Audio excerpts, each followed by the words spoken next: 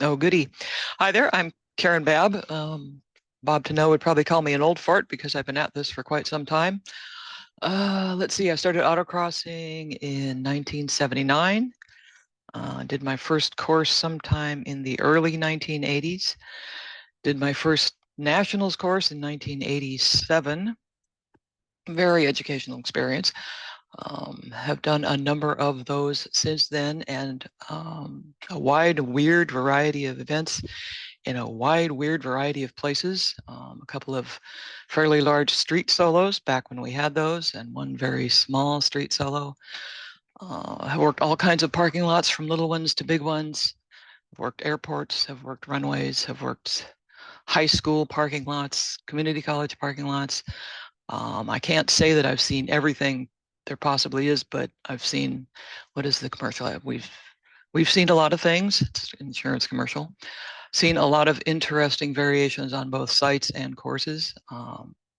So I will try to be somewhat useful. With that, we'll go right into the fabulous PowerPoint. A big disclaimer, when I worked for Boeing, I was not a PowerPoint ranger. I did not do a lot of presentations. In fact, I studiously avoided it unless I had to do training. So I'm not super smooth at lists, like I'm sure a bunch of you people are, but I will try not to be totally clumsy.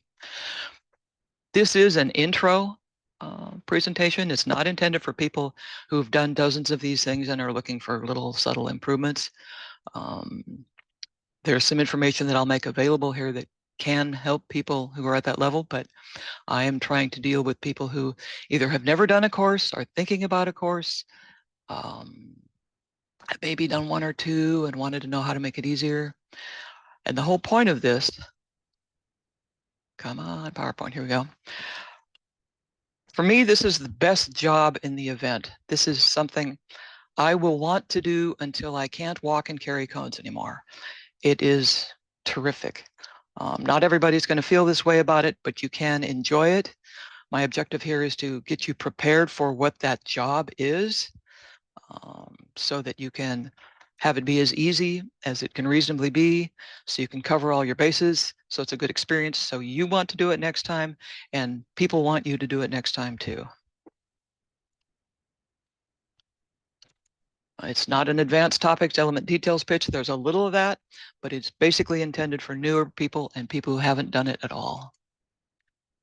What I'm going to talk about is more directed at how we do this job of course design and setup, the process, in other words, not really a detailed coverage of where the cones go and where the relationships are and the specifics of the product. It's about the process. It is kind of a kitchen sink approach. This is all the stuff I wished I knew when I was getting started. There's lots of words. I know you're supposed to have a lot of pictures in a presentation. This one unfortunately has a lot of words. Sorry about that. If I get around to doing if I do the phase 2, which there's been some discussion of, it'll have a lot more pictures, and there are other references you can go to that have a lot of pictures. This one, unfortunately.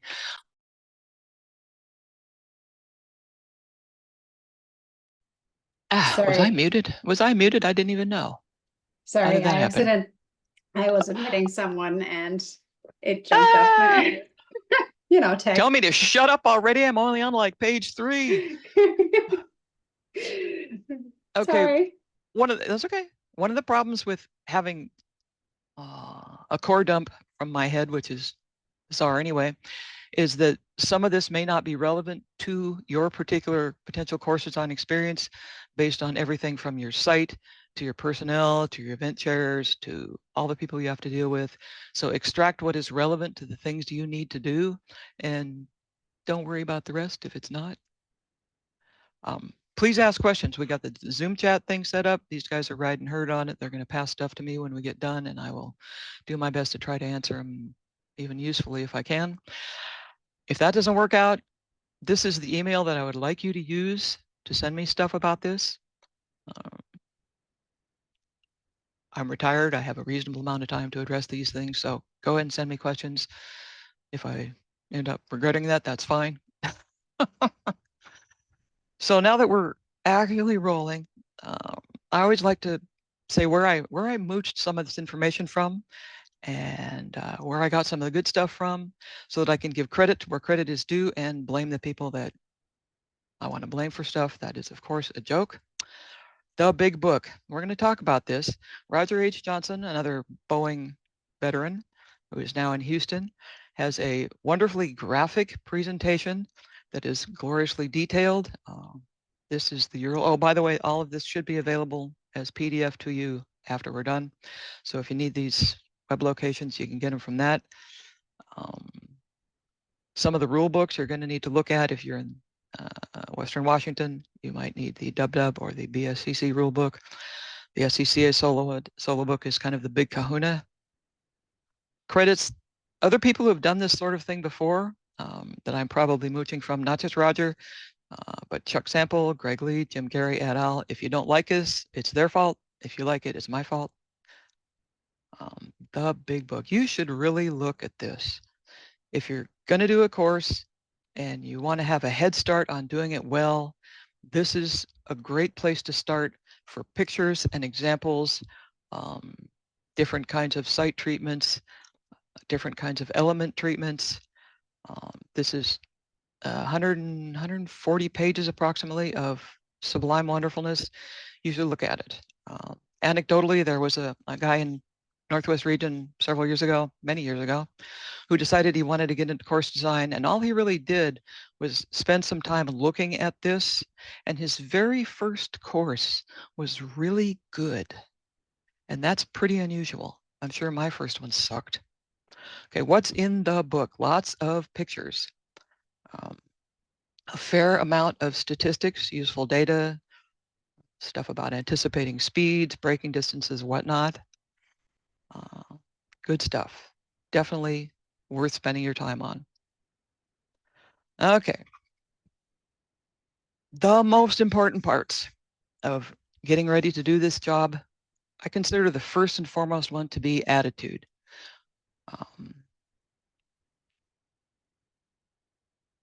I can't say this politely. This is going to be the cause of a lot of heartache if you can't get past it.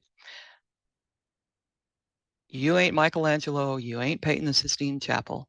This is not, you want to do a good job. You want to invest yourself in it so that it comes out well. But this thing is not your firstborn child. It's not your life's creative masterpiece. If someone suggests your design needs a tweak, they are not insulting you, your family, and all your ancestors.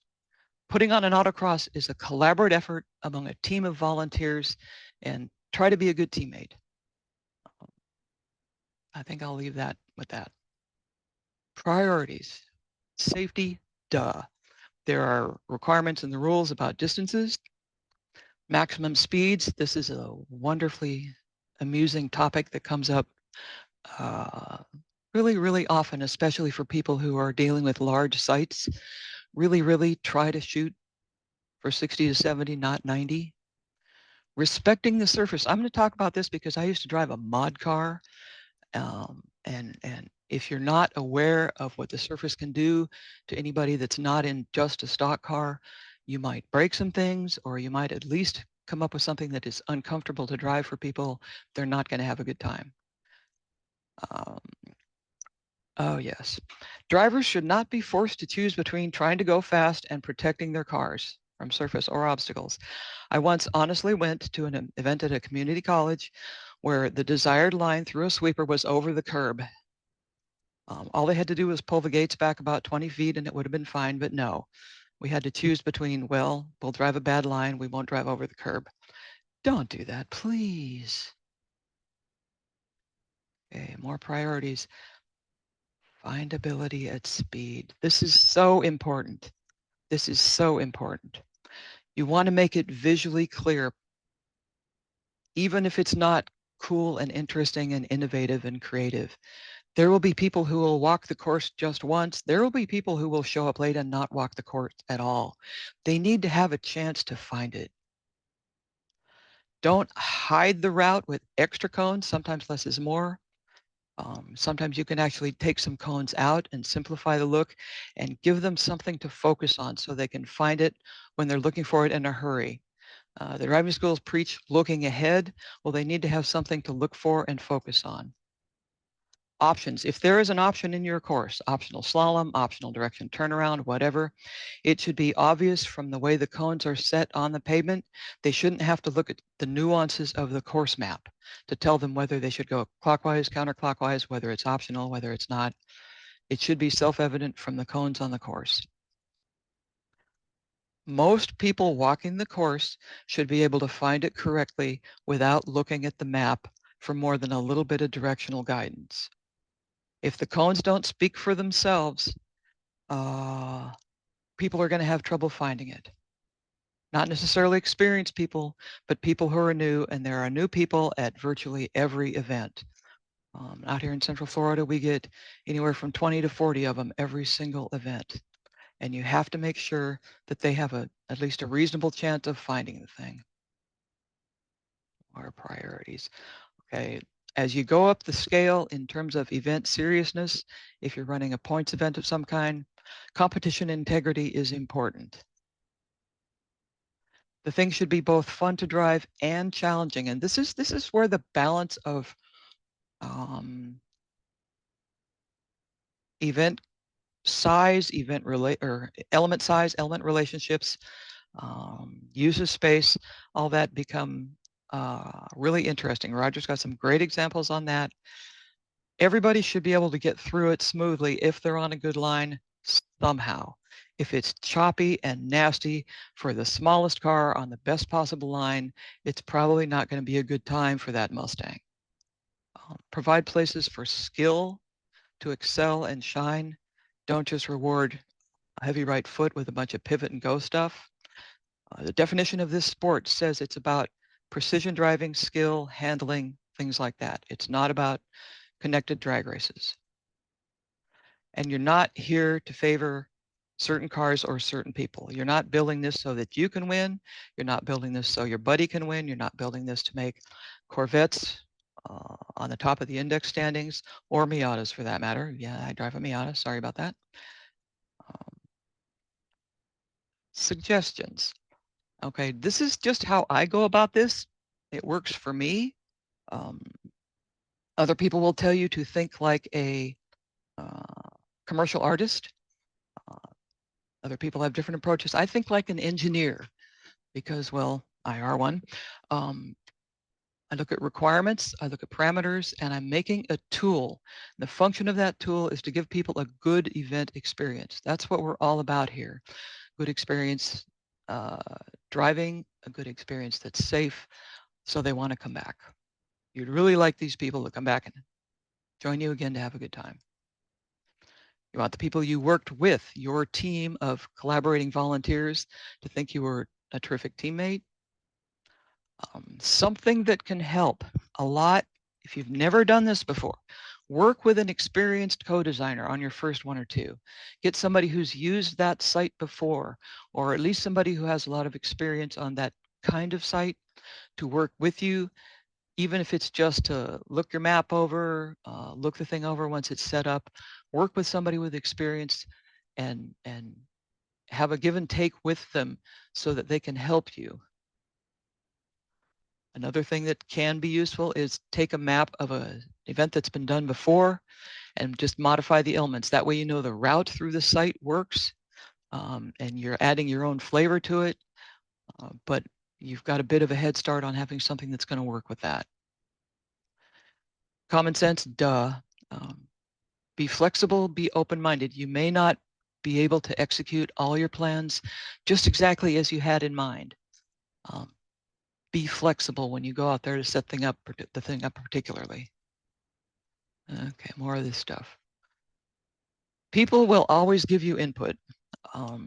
There are going to be some that are really trying to help, and there are going to be some that just want to make it so they don't have to downshift from second gear. Experienced designers are probably going to give you a little better input than just drivers, but learn who you can trust.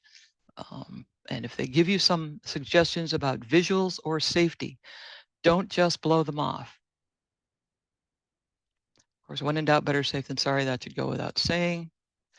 Nothing in here or in anything of this nature, Roger's book, anything, is going to give you a guarantee of perfection, total safety, or complete success. You do get to exercise an awful lot of discretion when you're doing this job. That's okay. We're just trying to help. This is another attitude thing that's good to think about. You can't please all the people all the time. I had to learn this pretty early.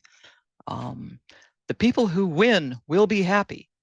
Even if it's a horrible course, they won, they'll probably be happy. The people who don't win, they're less likely to be happy, even if it's the most wonderful course that's ever been created in the history of autocross. You can't please them all the time. You can try, but somebody's not going to be happy for some reason. It's okay. It really is.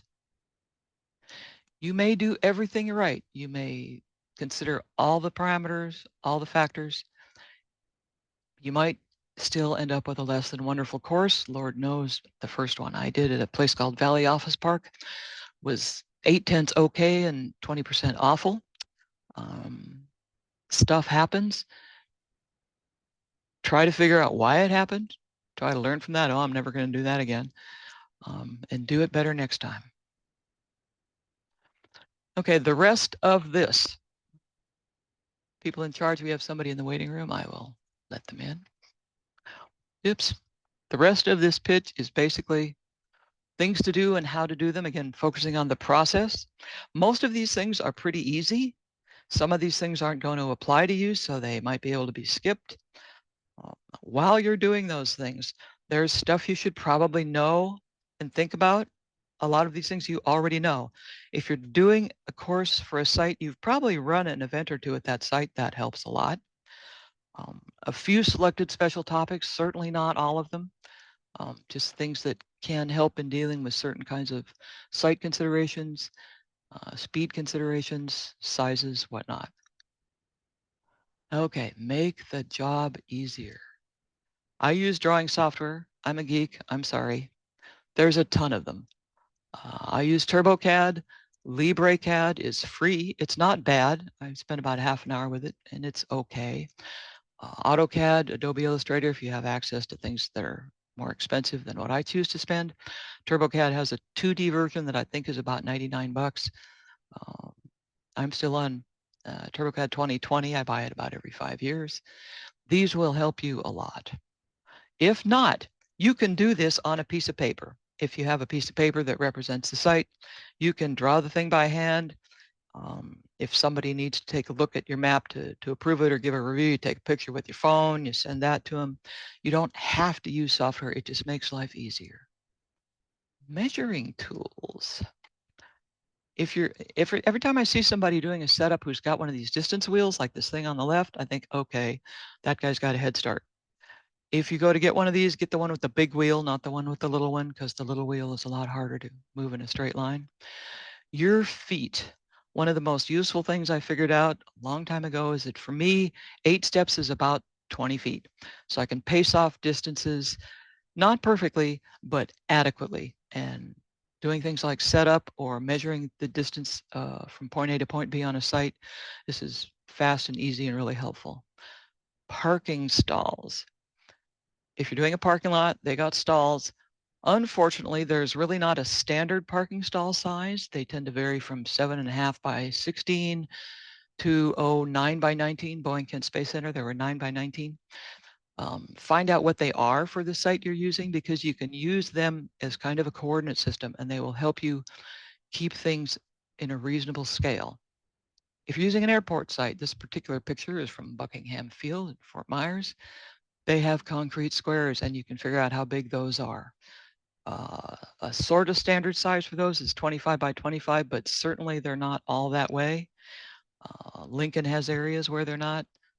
Certainly Topeka had areas where they're not, but you may be working with a place that is a little bit, excuse me, more consistent than that.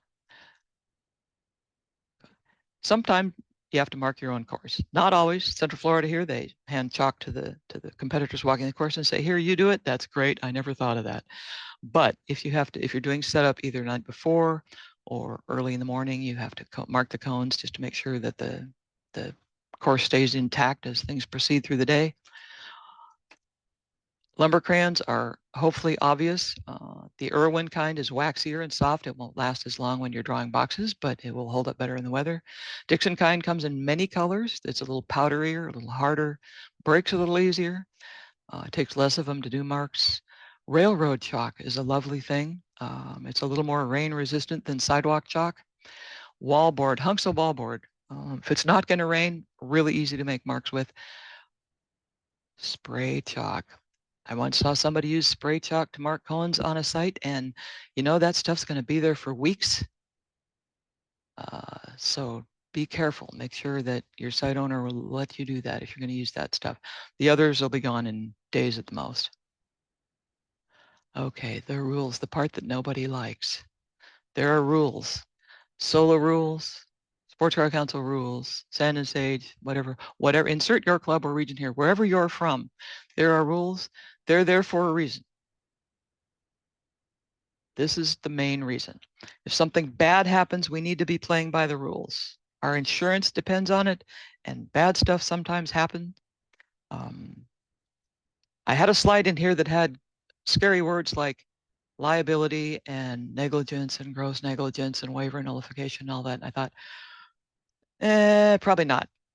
But it is your responsibility to make sure that you are playing by your rules. They're not usually all that long. The solar rules are only a few pages, whatever your local sanctioning group is, probably only a few pages, the part that pertains to course. Know what they are. If you're doing an independent club course and you're under K&K, they have this lovely one-page document, minimum insurance qualifications. That's what their requirements are. Know the rules. Okay, consider the event type. If you're just getting started, it's really cool to do a closed practice first. Sometimes you can use a course from the past for this and just tweak it. If you want to make your own, go ahead, but this is a good, easy way to get started. Open practice, same thing, maybe a little more sanity checking. Driving school, do you need elements? Do you need a solemn break nighty go, sweeper turnaround, and stuff that combines into a course after all the exercises are done? That one's actually a fairly interesting challenge to do. You might want to do that, not do that if you're brand new. Are you doing a points series event? And we're not going to talk about the big events because there are way more stuff than somebody who's getting started needs to worry about. There are a bunch of requirements that if you want to get into that, we can help with that, but not today. Nationals, yeah, it's really, really, really a big deal. Ride and drive.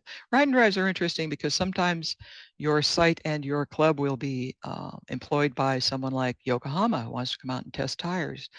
Build your course so it's going to highlight the difference between different categories of tires. More handling, less acceleration, that kind of stuff.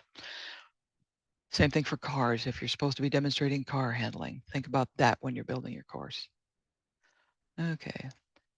Things that the event type tells you that are useful. How many people are you dealing with? Are you dealing with 30 people? Are you dealing with 150, 200, whatever? The day is only so long. How many runs are you going to need to process? How many runs does your event chair want to give to everybody? Around here, they kind of like 5. So times 130 some odd people, how many runs do we need to process over the course of the day and get done at a reasonable time in the afternoon? In order to make that happen, do you need to get 2 cars on course or not? How much space of your site do you need to give to things like grid or multiple grids? And how many workers are going to be available to cover those course stations? There may be formality requirements for maps. Probably if you're new, it's not a big deal, but your sanctioning body may want a map review. Western Washington Sports Car Council does that. Do you need space for things like impound? Probably not for a regional event. Do your rules require carts to have a separate grid? Some of them do. Are there element content requirements that are appropriate for the kind of event you're doing? What are the flow requirements? In other words, when you come off the course, you're at the exit. Okay, where do I go now? I need to be able to either go back to grid or go to the pits. So what kind of routes do you need to provide for that? Knowing the site. Number one, talk to people who've already worked the place. They might have done you a big favor and made scale drawings. They can also tell you what to look out for.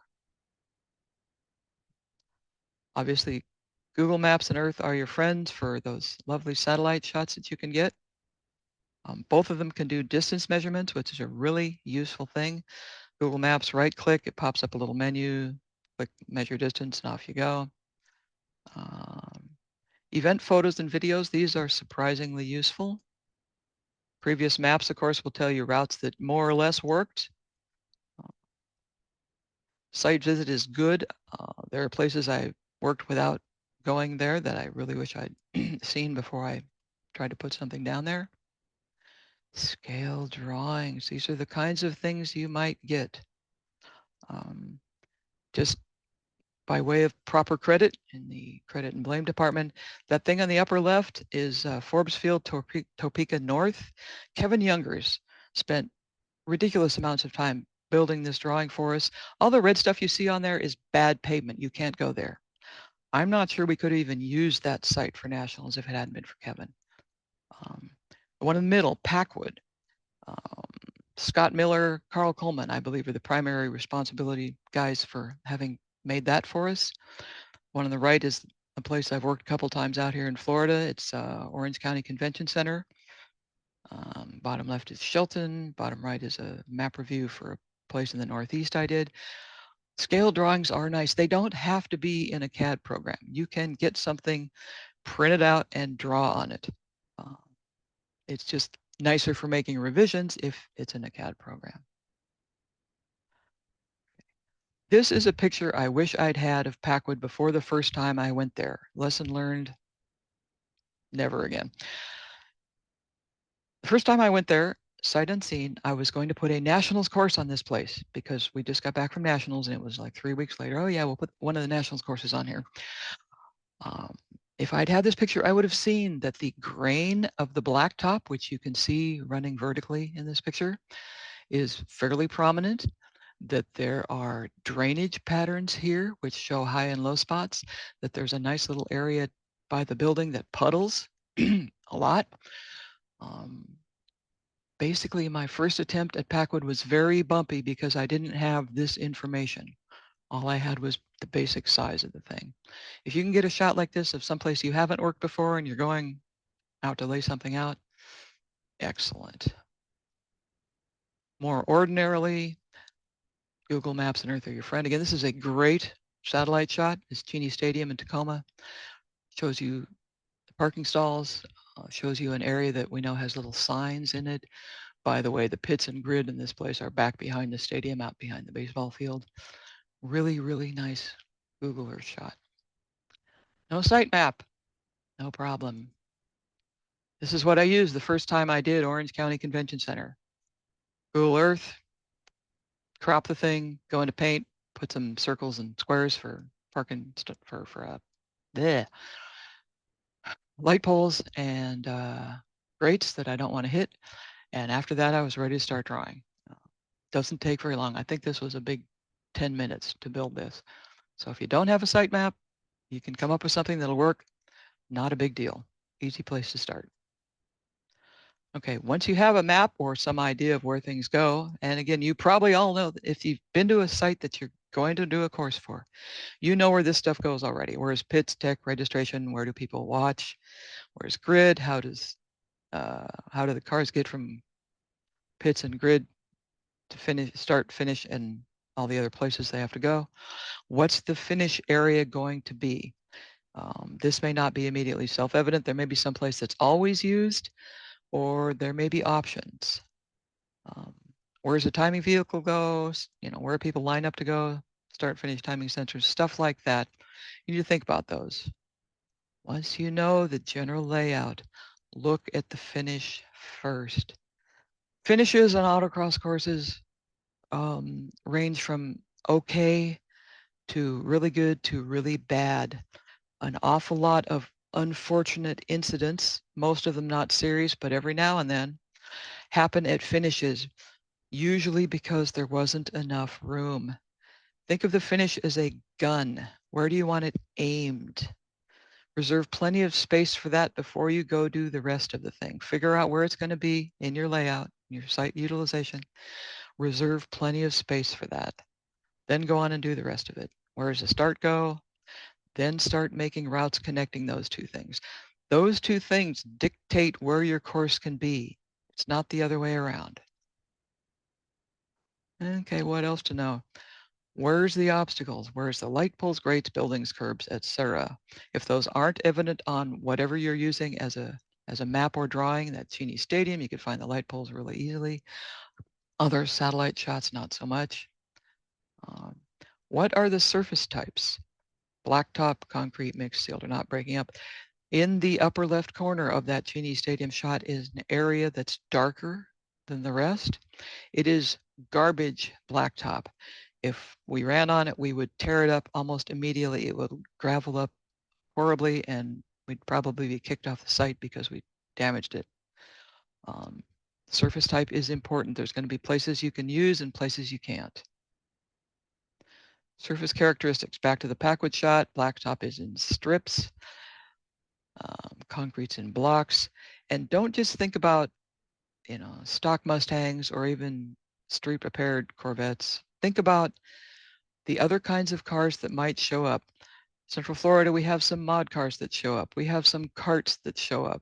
These guys matter, and they're a lot less tolerant of surface problems than my stock Miata or somebody's stock Mustang. Just think about these things. Elevation changes are important because they can lead to things like off-camber turns. Off-camber decreasing radius right is kind of a bad thing. It can get cars up on two wheels. Be aware of where the slope directions are. Again, that Packwood shot shows you where the drainage low spots are, and you can figure out where the high spots and where the slopes are from that.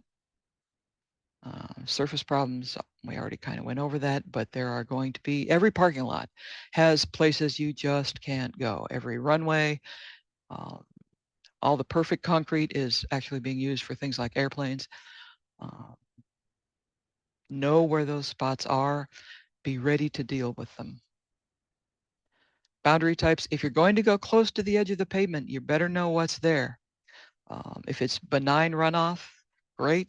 If it's grass, it's going to be super slippery when it's wet. Fences, curbs, sidewalks, barriers, whatever. Know what's there and how far away it is. Once had a Corvette go off at a practice event in Bremerton, where he was doing fine until he hit the grass, and then he slid a long, long ways before he hit the Jersey barrier. Smashed up his hood pretty badly. Nobody was hurt, but he would rather have not done that. Know where these things are and try to make sure people aren't going to be in trouble if they're even dimly close to them. Boundary issues. Hopefully you don't have pedestrians anywhere near your course, but roads, ditches, grass, trees, lights. Runway lights are an amusing thing to deal with at an airport. They're not always self-evident. They're right on the edge there. Try not to hit those. They cost money to replace. Okay, basic process. How are you going to do this? Okay, yeah, I'm gonna do the course for the next month's event. How are you going to do this? Okay, you have your drawing or your Google Earth shot or whatever it is. Don't try to start drawing cones right away. Figure out where this course is going to go. I call them doodles. You're going to do preliminary doodles and routes. When you're doing these, something that occasionally gets forgotten is to allow for adjustments. If you've got your doodle route so close to itself or so close to light poles or so close to curbs or whatever, that if the thing has to move 10 feet, it's going to cause problems, maybe it should go someplace a little different. Allow for adjustment. This will save you a lot of grief when you're setting up the course. It'll save you a lot of grief when you're getting feedback on your map. Allow for adjustment. Try multiple routes. It's very easy to do a doodle. We'll get to that in just a bit. Do a bunch of them. Pick something you like, add some cones, make a real course map. Get somebody to look at it, whether it's experienced driver from your area, experienced course designer, whether you have a review process. Get some input, because the more eyes that are on a problem, the better the likelihood that it's going to be solved well. Refine, what you've got based on the input that you get. Set the thing up. Uh, Setup can be either easy or a nightmare, or somewhere in between, depending on the circumstances. I'll go over that a little bit. Testing and tweaking. This is really important. If you can get somebody to drive the course once the cones are up, if you have time, if you're doing setup the day before, or if you have just a few minutes the morning of, you can watch a car go through it. You can see if there are problems. You can tweak it a little bit at that point. You can improve the quality of your product. If you can't, you can't. But if you can, it's a good thing. Think about visual glitches, both when you're drawing your map and when you're setting it up. Again, people have to be able to find this thing easily and in a hurry. Once it's all up and the event's rolling, watch and learn. It'll make you better next time. Okay, preliminary drawings. Sketch a number of general routes. You know where the start's going to be. You know where the finish is going to be, approximately. Sketch some routes, connect the start to the finish. Think about things that you care about based on your event type, based on your body count, based on all the things you know about the event. Do you need 2 cars on course if your site is big enough for it? Do you need to use a lap and a half configuration to get maximum runtime out of your site? Do you need other things to accommodate either the event type or the site? Think about where the worker stations will go. This is something that is often overlooked. People do a glorious layout and they look at it and there's really no place for the worker stations to safely be put, or the places that are available are kind of a compromise at best. Think about that when you're doing your route doodles. Leave some spots for worker stations. Pick a couple, 3 of the doodles that are routes you like best. Start adding elements. Add some cones, see what you think. You may end up with a couple, 3 of these things. Heaven knows when I do a large event, I end up with like 5. The more the better, because every one you do teaches you something. Take the input you get from somebody having a look at those things and refine the best one, which is not necessarily going to be your favorite. Um, Preliminary, this is a doodle. This takes less than a minute to do, given a map or a Google Earth picture or whatever. You're just drawing a route. You know kind of where the start is, kind of where the finish is. Draw a route. You can do a lot of these in nothing flat. It's easy, it's fast. You can worry about obstacles. This one here is going around some grates and some holes and some elevation changes, and this route through the corner on the right end of the map. Basically, you can go through then exactly one location because the rest of the pavement is garbage. Do a bunch of these. This is one from a while ago at Bremerton. This is another one from a while ago at Bremerton. Again, this takes no time at all, whether you're doing it by hand, doing it on software, takes no time at all. And once you get some of these things built, you'll start thinking, oh, this one looks the best. So I think I'll start putting some cones on it. Okay. Once you get the thing to have cones on it, sit and look at it. Do your own map review. This one, for example, hopefully you can all see the zooming in. I would be concerned about whether or not people coming out of this loop here might want to try to get too close to the edge of the pavement. Do I need some pointer cones or a wall there? This turn here is a decreasing radius left going across the runway. Do I want to leave a little more room so that people can set it up and make it a little more pleasant to drive?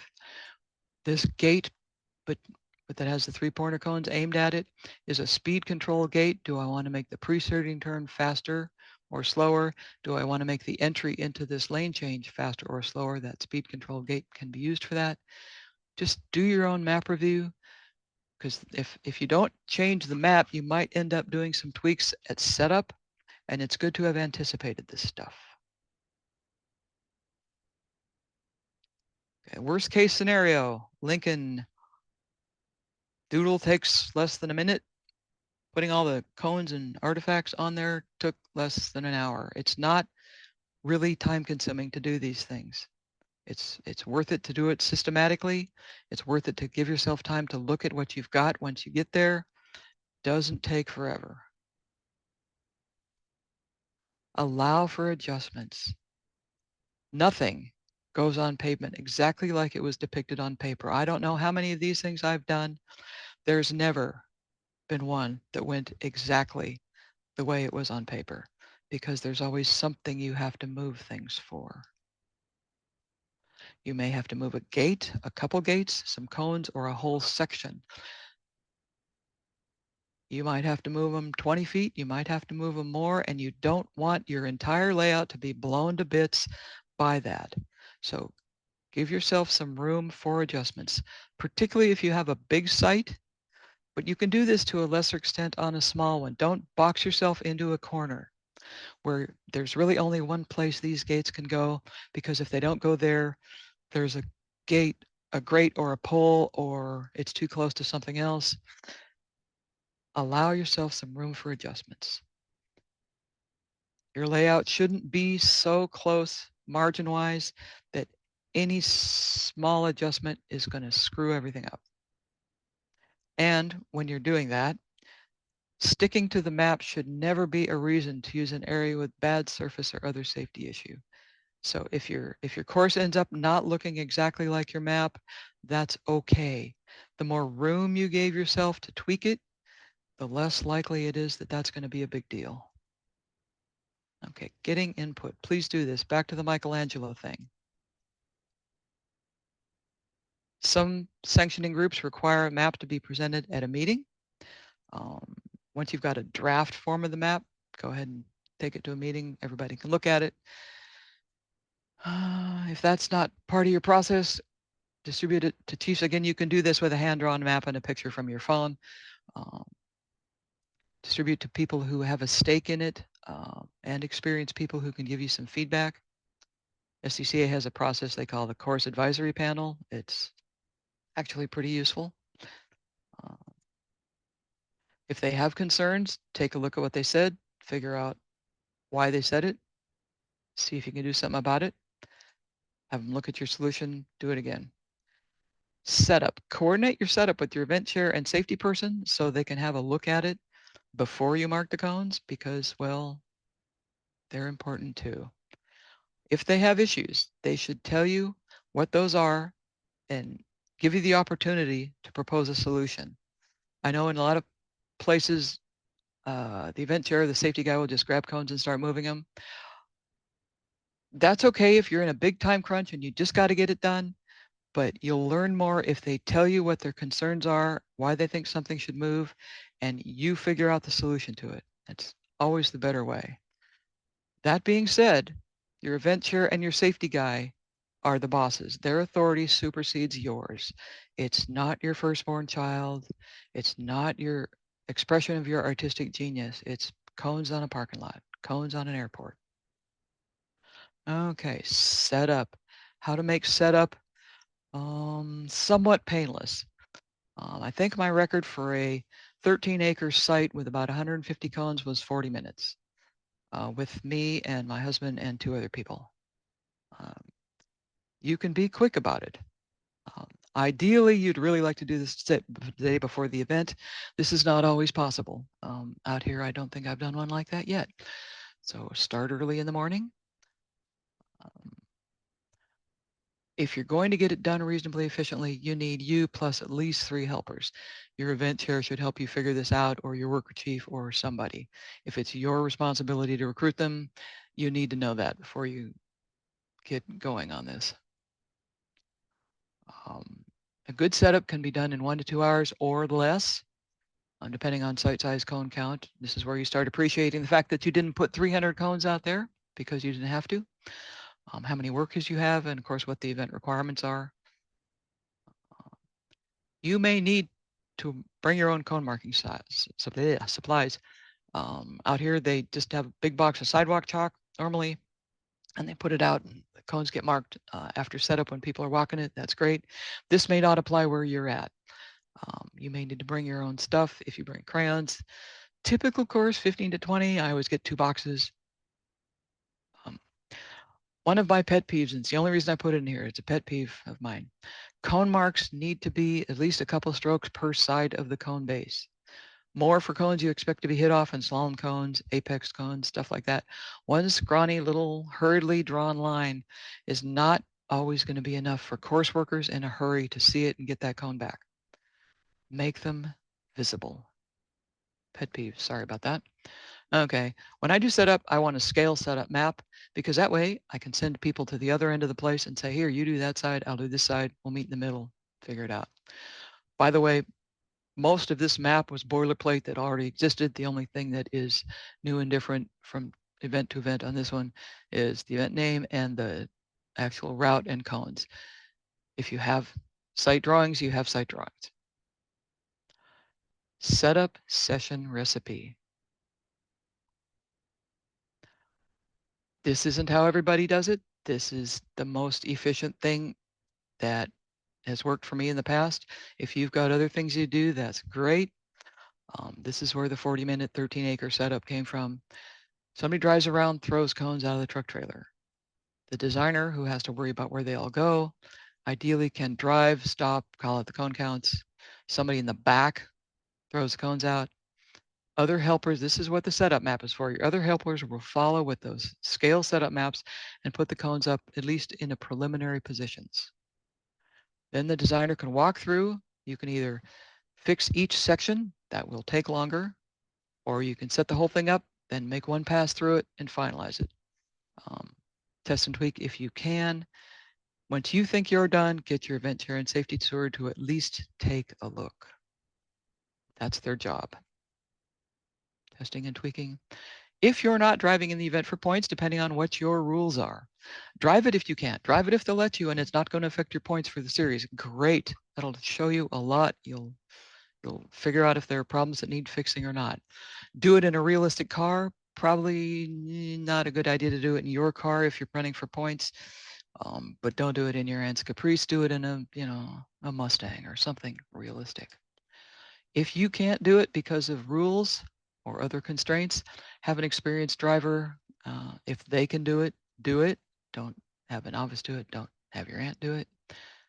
This kind of stuff allows the best opportunity to find and fix problems before they affect the event. One of the most useful things that happens at a Lincoln setup is for the staff guys to drive the course. Designer can watch the car go through the course, say, is that what I had in mind? Is it too fast? Is it too slow? Is it too tight? Is it too ugly? The person driving the course can provide feedback on, is it visually clear or not? Is it too bumpy? Is that decreasing radius right there really ugly? It's the best chance to find and fix stuff before they actually affect the event. You can't always do it, but if you can, please do. If you can't, walk it at least a couple of times with a driver's eye. How would I drive this and would this work? You're looking and assuming that you don't necessarily know exactly where it goes. Are the visuals okay? Is the safety okay? Is there anything out there that scares me? Carry some cones. You might find you need a few more cones in that pointer wall, or you might need to add a pointer on a gate that seemed like it was going to be obvious. Carry a few. Fix the stuff that needs fixing.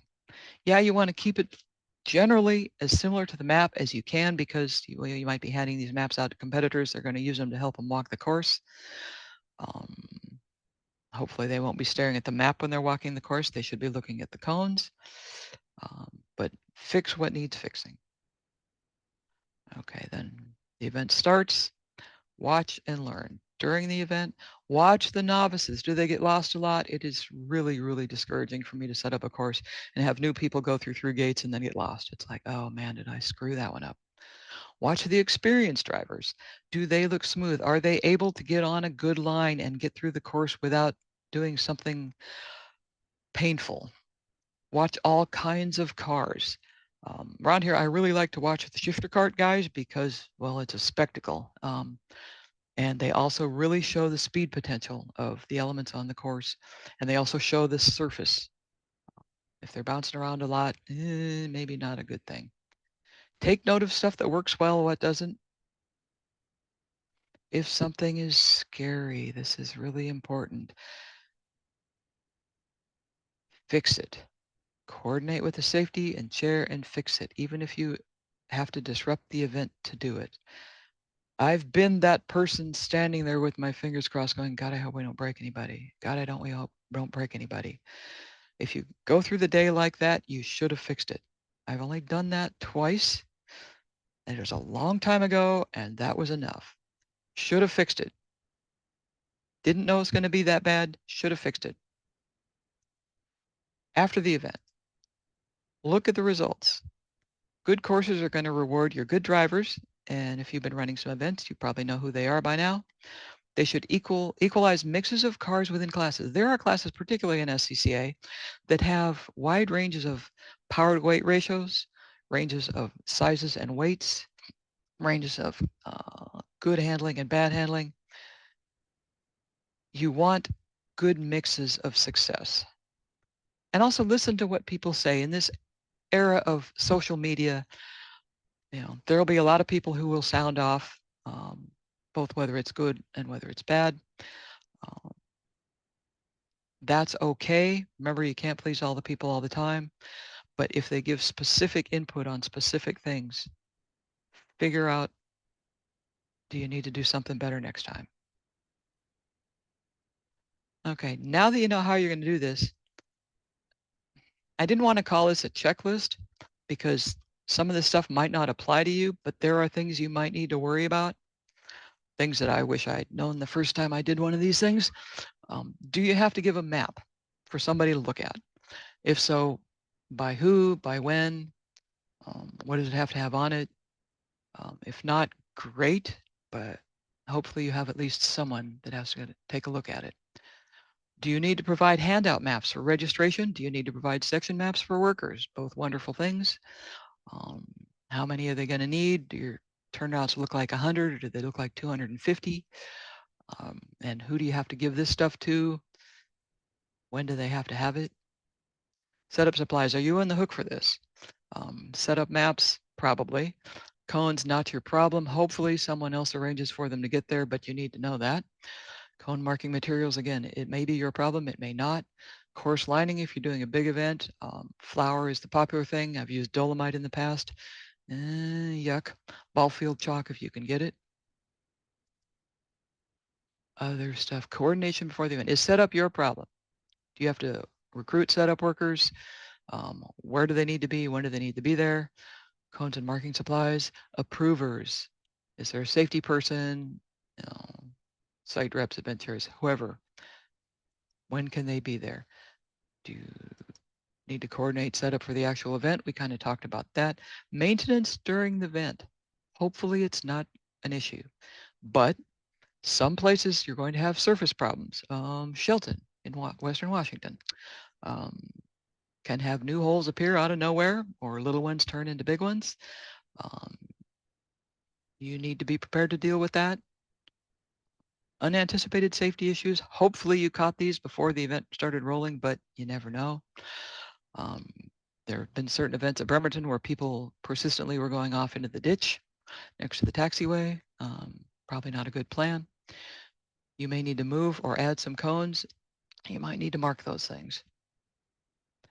Depending on the event type, do you have to have a fancy map? Does it need to have special instructions? Second laps, multi-laps, second lap differences, optional slaloms, all that stuff. The map should be clear. The cones should speak for themselves, but the map needs to be clear. Of course, deliverables include the cone setup. If you're using a site that gets used a lot, like, Shelton, there's probably going to be last events marks still out there, particularly if they used good lumber crayons. You may need to cross those out so your course workers don't get confused about where this week's cones go. Course line, that's usually only going to be for big events. Course stations, is this your problem or is it somebody else's problem? They need fire extinguishers, red flags, spare cones, coolers with water or whatever in them, stuff like that. Is that your problem? If it's not, great. If somebody else takes care of it, great. But need to know if that's your problem. Knowing the number.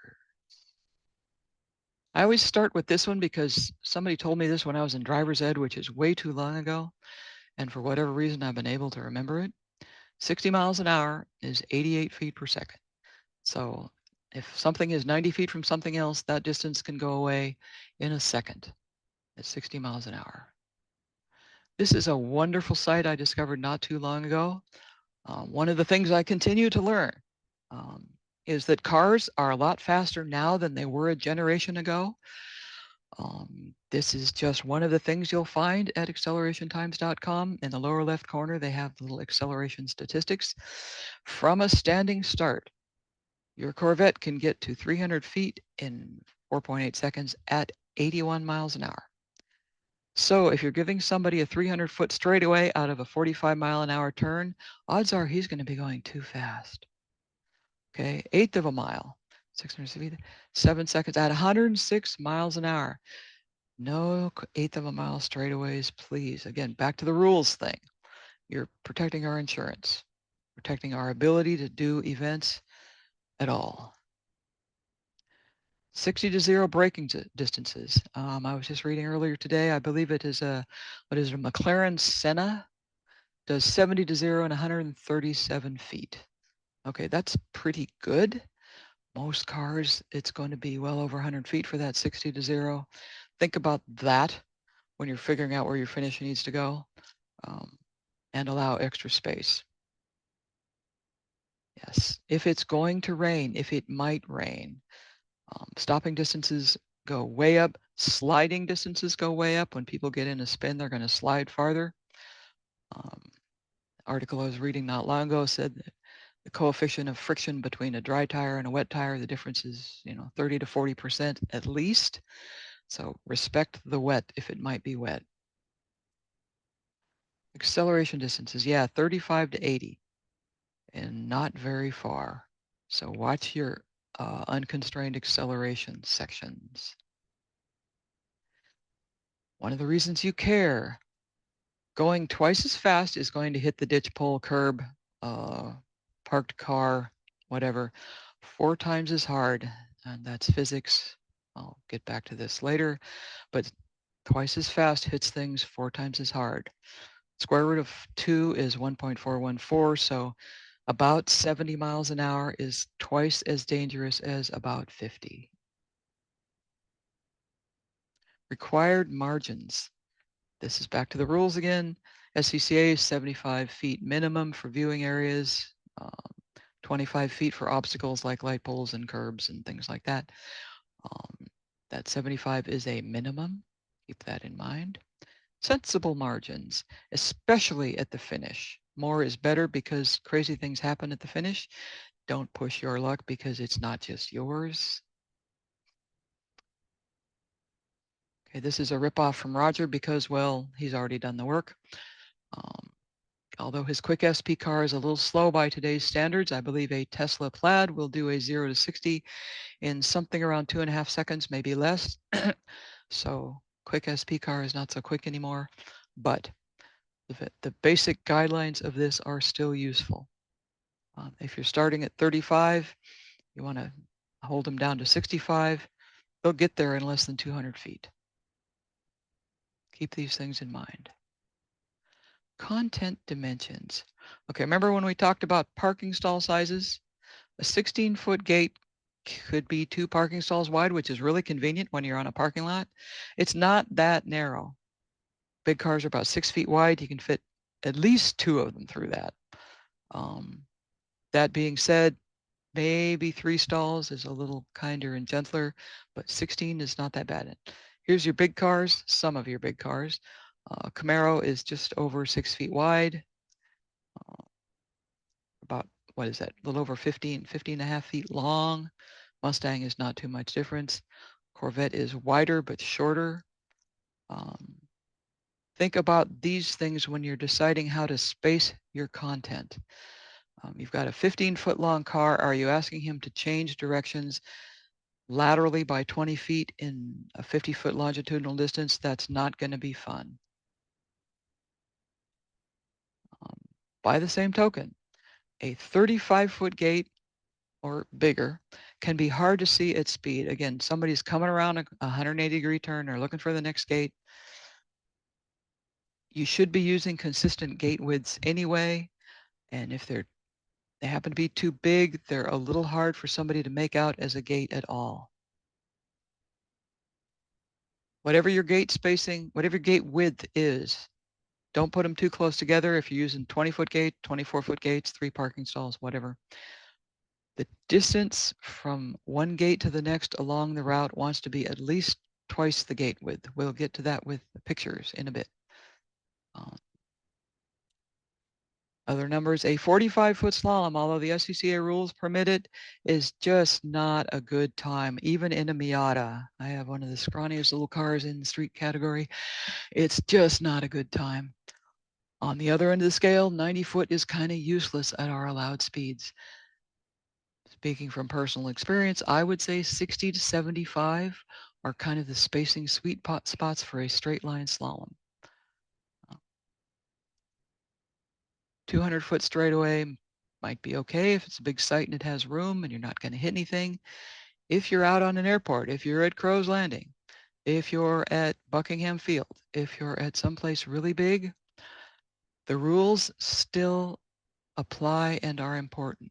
If you're letting people go balls to the wall for 500 feet, you are breaking the rules. Please don't do this. If something bad happens, the implications are not pleasant. Not that things happen very often, once in a while. Okay, another number. If you've got adjacent sections, if you're using a big site and you're going to have multiple cars on, and you've got adjacent sections, 100-foot buffer between those sections might be enough. I always start with a desire for 100.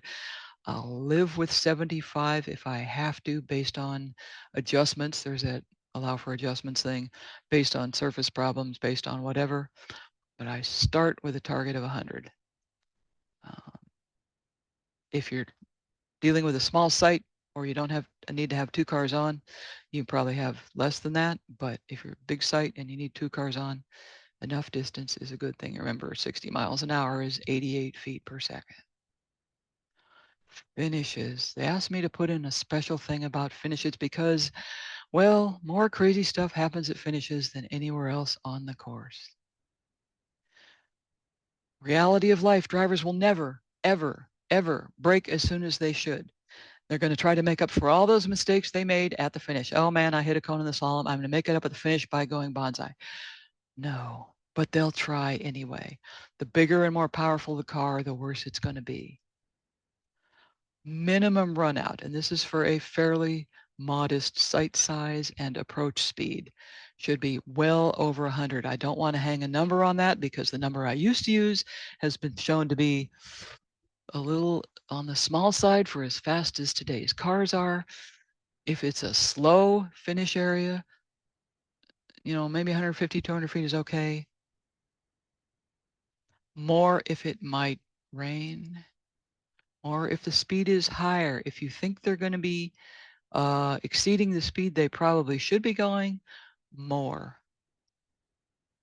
More if there's something to hit, if there's a building, if there's a fence, if there's a ditch. 200 feet may just barely be enough for a big course on a big site. If you're doing a small course on a smaller site, your speeds are more likely to be controlled. They're not coming in there at 70. They might be coming in there at 40 or 50. It's a lot less complicated. If you're doing a big site, more is better than less. And assume people are coming in there crazy because some of them will. Before the lights, don't have them doing anything rude before the lights. Don't have the timing lights gate be part of a slalom. You'd really rather not have cones in the harm's way at the lights because, well, workers putting them back might accidentally break the timing beam and then you have to give a rerun. That next car is coming in just as crazy as the last one. Workers having to set up a bunch of cones are going to be in harm's way. Give them something like 100 feet after the last on the clock maneuver, whether it's the last slalom cone, the last turn, the last whatever. Let them straighten out a little bit before they hit the lights. Increases your odds of them at least being somewhat under control as they go through the finish line. Probably don't want to give them so much that it's a big drag race because then you need more run out. But let them straighten out. Don't have them super busy going through the lights because, well, if your timing lights get hit, it's kind of hard on your event. Having been the person that hit the timing lights once, it can cost a few $100. Just not a good thing to have happen. This one gets overlooked sometimes, and it's a good thing to think about. Mark that timing finish line really clearly. Make sure they know where it is. So even though they're going to brake too late, they know where they should have broke. Double cones, big cones, colored cones, lines on the ground. Don't expect driver to see the timing sensors or boxes. Odds are they're hopefully way back from the course out of harm's way anyhow. Make it really obvious where that finish line is. Okay, just a few special topics. This certainly is not all there are. Uh, Again, if you're looking for examples and pictures, please go to Roger's book. There's just a few things that come to mind as issues that you can run into. This is kind of the list of mistakes I've made in my early existence doing this. Too much stuff in not enough space. Um, it's better to simplify and have some safe margins and good flow, give people room to set stuff up than to have it be painful. If you've got some rude direction change happening every 50 feet, it's just not going to be a good time. So take a few things out, give room for people to set up. Doesn't take a lot. That's something someone who does a map review on your map can maybe look at and tell you, you might want to consider backing this off, taking that gate out there. Too much stuff and not enough space. Recipe for a painful course. Been there, done that. Valley Office Park was not good. Cone clusters. People think it's cool to put a little wall of cones out for a slalom or an apex or something, and they sometimes put the bases touching each other. Okay, if I hit one of those things, I'm probably going to knock all three of them out of the boxes, and some poor worker is going to have to get them all up. If there's another car coming along 25 seconds behind me, this could be a bad thing. I personally got 2 reruns at Nationals one time because of this problem. The car in front of me was smacking a cone cluster, which could have been done with a single standing cone and a pointer. And the workers couldn't get the things back up in time. And I came around and they're sort of halfway back to where they need to be. And I stopped and got a rerun twice in a row. After that, the person in front of me figured out to slow down for that turn. But cone clusters with cones close together are not a good thing for the event.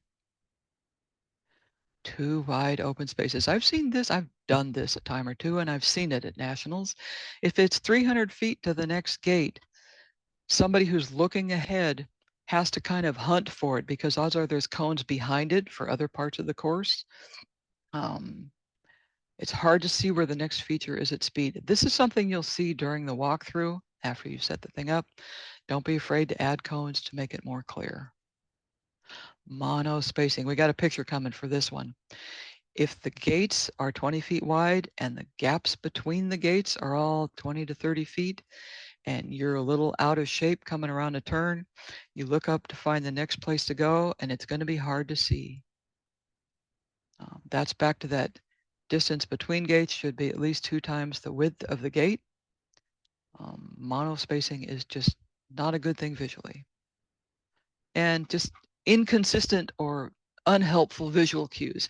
If you use 3 pointers in 3 lay down cones in a row as a directional aid, use the same thing as a similar directional aid in similar places someplace else. If you use 4 cones on the outside of a 90 and a wall to depict that 90, use 4 cones all over the place. What you're dealing with here is a symbolic language. Back to my software user interface design class. It's a symbolic language. People don't necessarily know what that language is.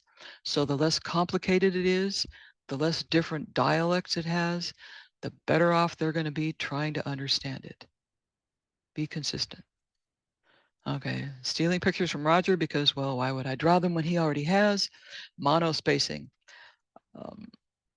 This is the top view, sometimes called a plan view. This is the perspective view. On the right here, you're coming through this at speed. You're looking up, trying to figure out where to focus to keep the car between the cones where they're supposed to go. And the further up ahead you look, the harder it is to see the silly thing. Okay, better plan. Less cones, give specific things for the drivers to focus their attention on. They don't have to look at 20 gates. They can look at that pointer, the inside there. They can look at the laydowns on the outside to give them directional guidance. And there's plenty of room between the gates. so that you can tell where you're supposed to go in a hurry when you're looking for it at 60 miles an hour. Crossovers, this is something that um, somebody asked me to look at because, well, they can be a problem. But they can also be really useful if you're doing something like that Bremerton course where you don't want all the turns to be right-handers. You want to have a left-hander to equalize the skills that you're testing as well as wear and tear on people's tires. It's probably not a good thing to have a crossover in the last third of the course if you need multiple cars on course. Again, if you're doing small site, one car on course, all bets are off for that kind of a thing. But if you need two cars on, you basically have to wait till you know somebody's doing the right thing at the crossover before you can send the next car. Crossovers can also cause red flags because somebody comes around and hits part of it, comes back around and it's still down. Well, we have an unwritten rule, at least we did in Western Washington, that says you can't stop for your own cone. However, some people don't necessarily acknowledge that. Also, workers are going to try to get that cone back up and they might not have time to do that. So if you're going to do crossovers, try to do them early in the course, make them simple. They can be, like I said, used to even out clockwise versus counterclockwise turns. It's kind of nice if you're doing a crossover to make it wide enough that nobody's going to hit it, but it needs to be super clear. This is just two types of crossovers that can work. One of them, as you go through it one direction, it's a couple of chutes, pretty obvious. When you come around and come back the other way, there's holes in the walls. You can pretty easily tell that's where you're supposed to go. The other one is a lazy person's answer. It's a big wide gate with some pointers that you go through twice. This one is less likely to have cones hit than the other one, but it might not work for your particular situation. Speed control. In general, if you're concerned about speeds or you have an area where you're concerned about the approach speed, it's better to keep those speeds moderate than to let them get too high and try to reduce them with some severe maneuvers. The classic thing is, oh, we got a big straight coming in, we got to slow them down for the finish. Let's put in a 4-cone 50-foot slalom. No. A succession of lateral maneuvers where you have a high approach speed and you're going to be trying to reduce speed quickly is more likely to cause a spin than just about anything. Slow down moves, if you really have to use them, should be straight line braking, straight line into a 90, straight line into something that's not a succession of lateral turns. Again, 70 miles an hour is twice as hard to control as 50. Kinetic energy 1/2 mv squared. That's that stinking physics thing again. So if they're coming in at 70, you have to look really carefully at how you're going to bring them down. If they're coming in at 50, it's not quite so bad. Okay, speed control. Another option for this sort of thing is how to do different kinds of slaloms, or in this case, gate sequences.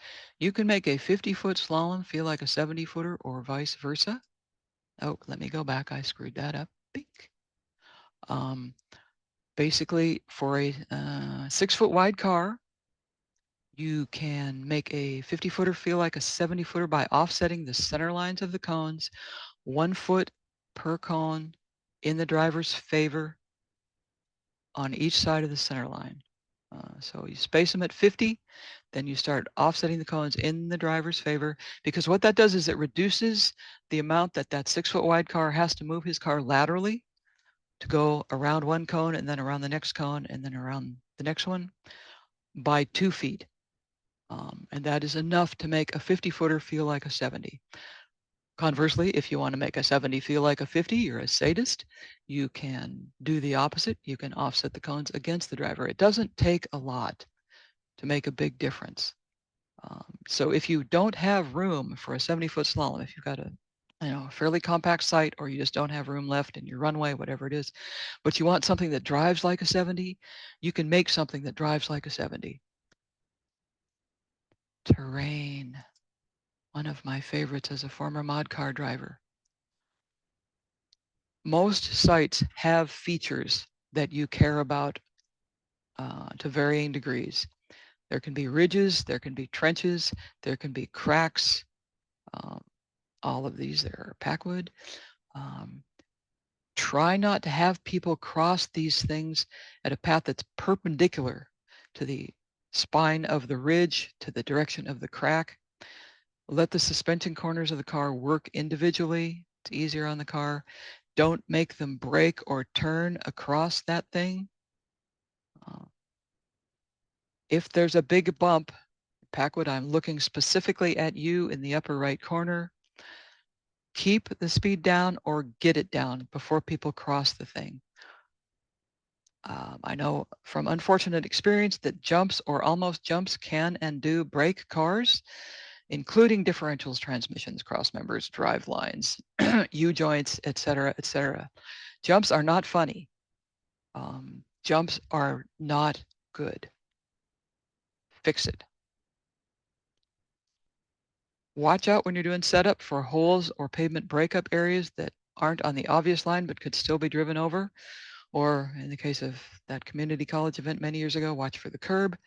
Move the course to avoid these things. Don't set people up to break something.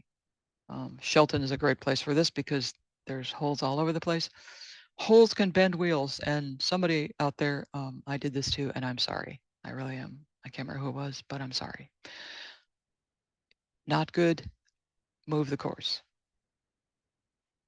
Don't just think about stock Mustangs, stock Miatas, stock Subarus, stock Corvettes, stock Teslas, stock whatever. Think about race prepped cars. Think about your guy coming in with his lowered, what used to be called a rice rocket. Think about people that don't have a lot of suspension travel, or they're super stiff, or all of the above. This isn't just about street cars. And for crossing the crack at an angle, this is one of many, many ways. I think I did this at Shelton one time.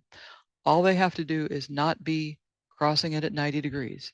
The closer you can get them to the path being parallel to that line, the easier it's going to be to get across it without noticing it. I once put a thing over the bump at Packwood that nobody really, at least me and my mod car and other people in similar vehicles, didn't really notice the thing was even there because the path was so parallel to the axis of the ridge. Think about these things. If you know the site, you have your site map, or you've gone out to look at the place, whatever it is, plan this when you do your route, your doodles for your route. Allow room for adjustment so you can make this happen if you need to. Be nice to your drivers and their cars. Okay, basic ingredients list. Good Lord, it's gotten late. I'm sorry I've talked so long. I'll get done here pretty quick.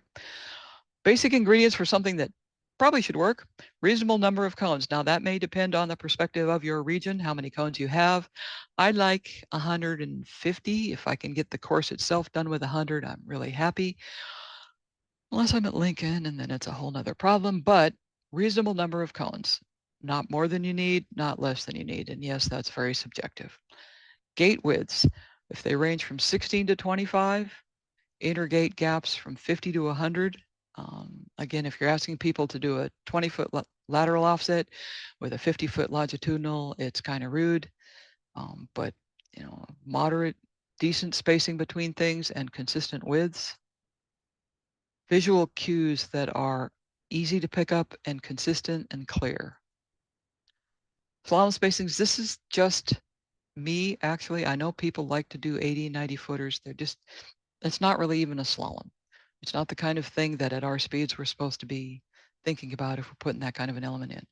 60 to 75, nice distances. I don't like decreasing slaloms. I know some people do. I also don't like optionals, and I know some people do. That's cool. Do your thing. Just make sure it's clear what's going on. Decreasing slaloms kind of are recipes for spins and things. It's kind of nasty. Unless it's a very subtle decrease, like 1 foot per cone, then it can be kind of amusing. Larger, faster content only in the safest areas. Back to the rules. This is in the SCCA Solar Rulebook. If you're going to have faster stuff, put it in the place that is the least likely to have a problem. At a place like Bremerton, that's going to be on the main runway. Other places, it's going to be the furthest from things like grid, pits, viewing areas, whatever.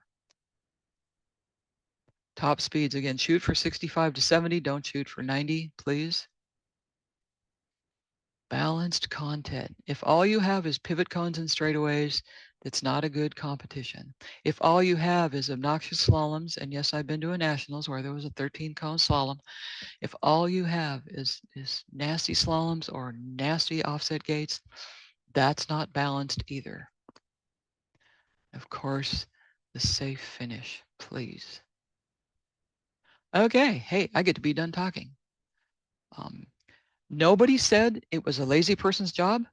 It's not, but it can be easy if you think about stuff ahead of time a little bit, do a little homework. It is interesting. Like I said, I will do this job if it's available to me, as long as I can walk and carry cones. It can be straightforward. It can be fun. There's lots of things you can do to make it easy. There's a lot of stuff I talked about you probably don't have to worry about because your event chair should take care of it. Just stuff to be aware of. In most cases, this is kind of cool. Your work assignment is done before the event starts. You probably need to hang around if there's potential surface issues just to make sure nothing's going to happen that you need to address. But the bulk of your work is done before a car ever sees the course. Yay. If you've done it well, obviously safety won't be compromised. Good drivers will be successful. Noobs will be able to find the course. Again, this is important.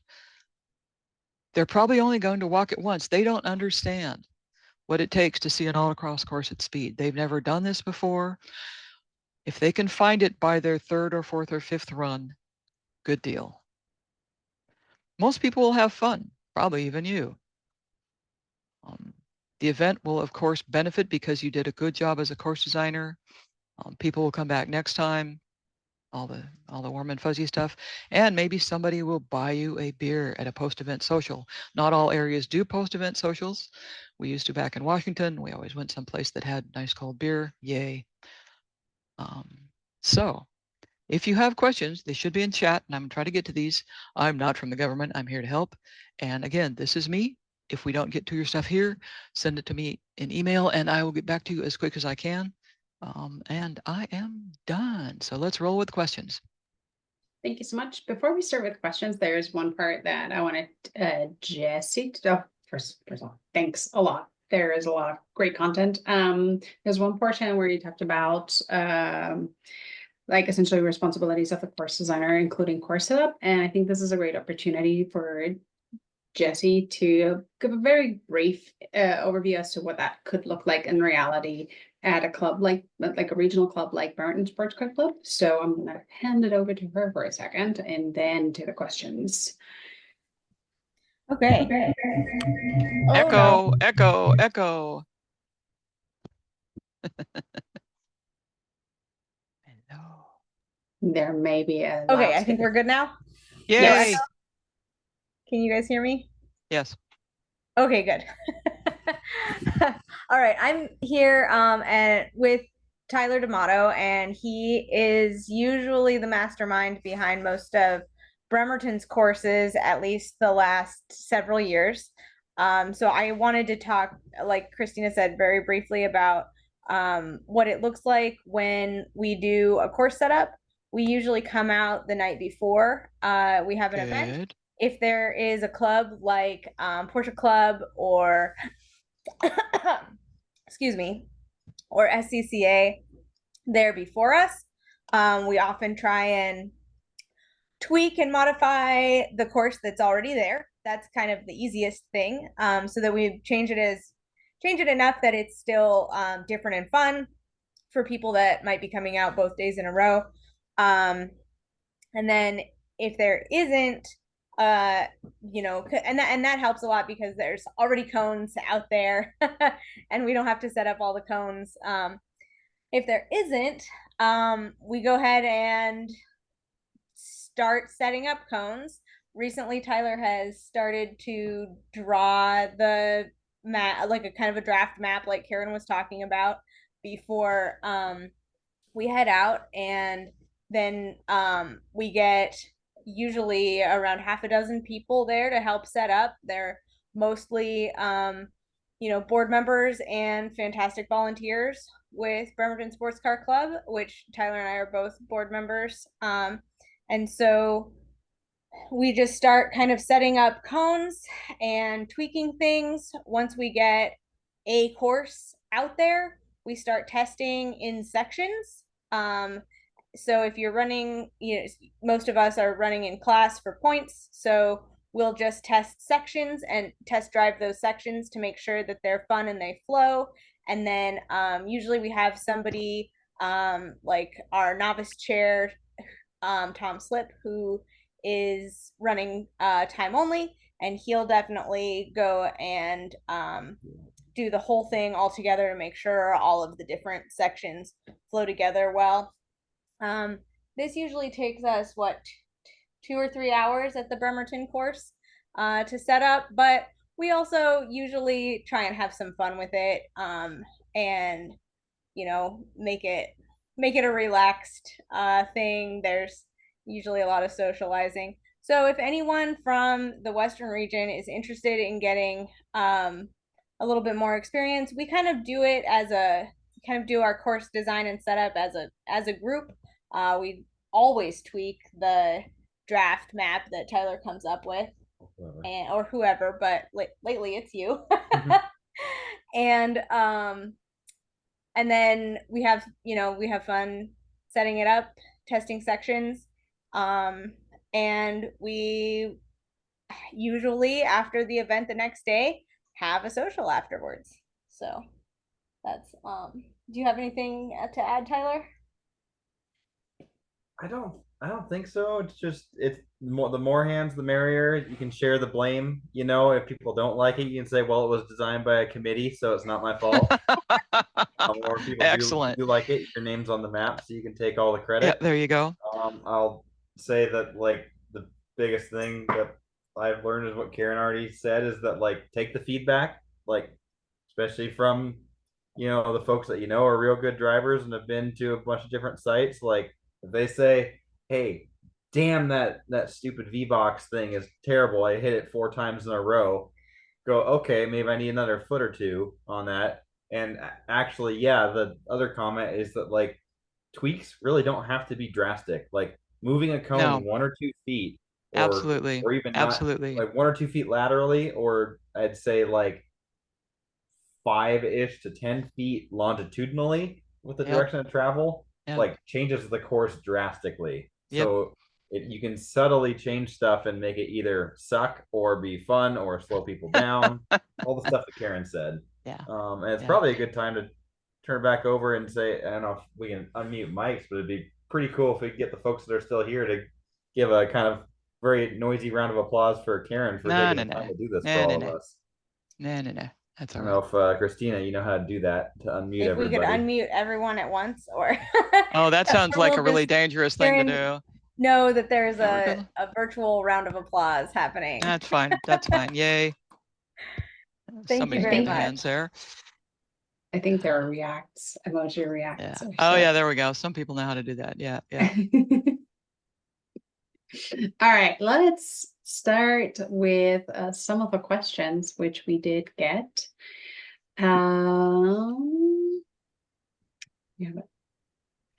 For some questions that we had in chat, actually, Jesse, you had a question in there around, do you have any tips for identifying and evaluating a potential site for a course?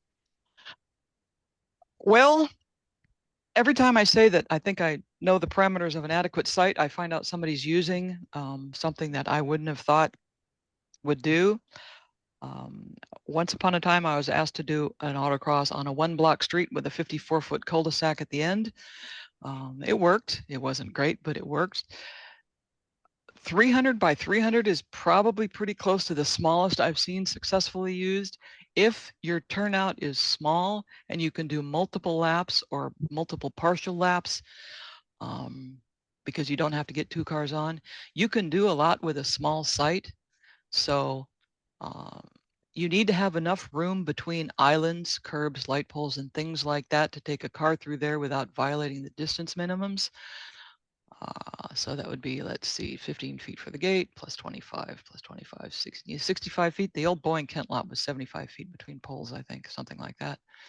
It was enough. Other places may or may not have that generosity, but I would say 300 by 300 is usable. It's going to take some second laps or second partial laps to get a decent runtime out of it, but you can do it. In terms of like shopping center parking lots, high school parking lots, stuff like that, there has to be enough distance between the solid objects to fit the course through there. And 50 feet is not enough. So you need to look at that.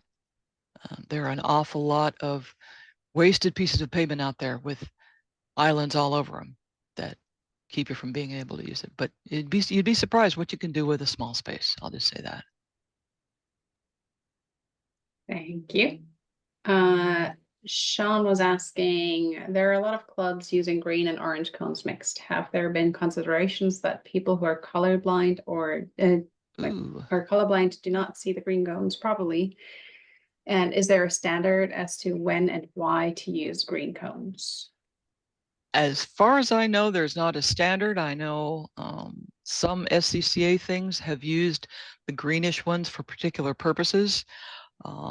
Yeah, the colorblind consideration is certainly relevant, and maybe that needs to be pointed out to the powers that be. I have never been really fond of doing that. The only thing I use colored cone for is maybe marking timing start gate with green and timing finish gate with red. But I prefer to do the timing finish with something bigger. If the 3-foot cones are available, the normal ones are about 2 feet tall. If you have 3-foot ones, those are a good thing to mark the finish with because they're not color dependent. I'm not a real fan of colored cones, although for brand new people, I can see how they would be useful. But what is it? 10% of the male population is colorblind. So probably maybe something to think about. Thank you.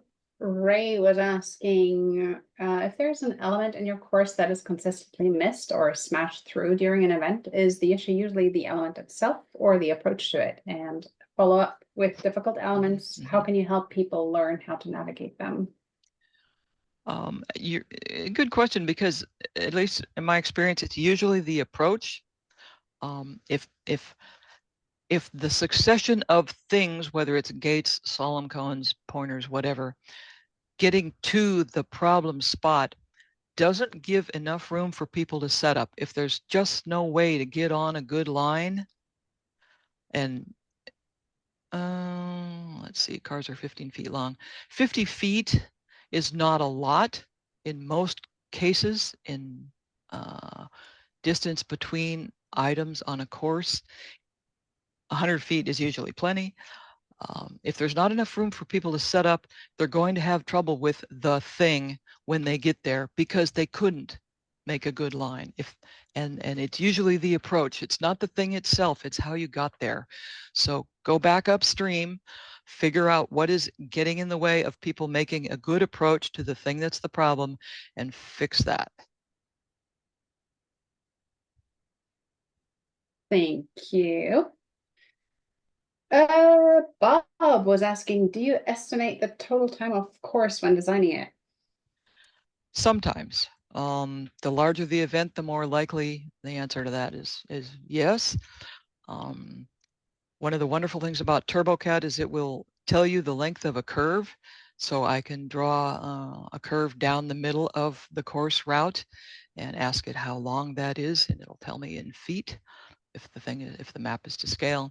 And then you can estimate the average speed on a course, on a typical course, by looking at how long it is versus what the time is, miles per hour. And I will not necessarily try to predict speed everywhere, as I will try to be close on predicting what the max speed is going to be. Speed everywhere is not as big a deal as maximum speed. Got it. Thank you.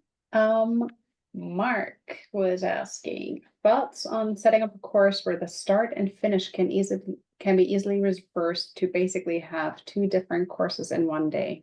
Absolutely. Make 2 finishes. Basically, the thing I said about do the finish first, well, do 2 of them, being mindful that they probably need to be separated by a reasonable amount of distance. Make 2 finishes because it's way easier to turn a finish into a start than it is to turn something that works as a start into a viable, safe finish. So make 2 finishes. And that means you have to allow a little more room for those things, but it makes it so much easier to switch it around when the time comes. Packwood is a classic place where that happens. And I just build 2 finishes and go from there.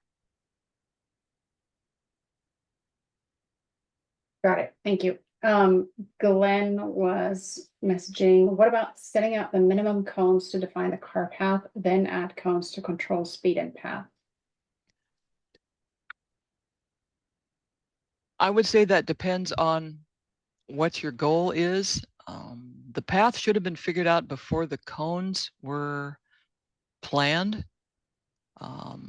So you know, unless you have to make a change for speed adjustment, for obstacles on the course, for visuals that just aren't working and you need to figure out how to guide people better, the route should be planned and should be implemented as planned if you can.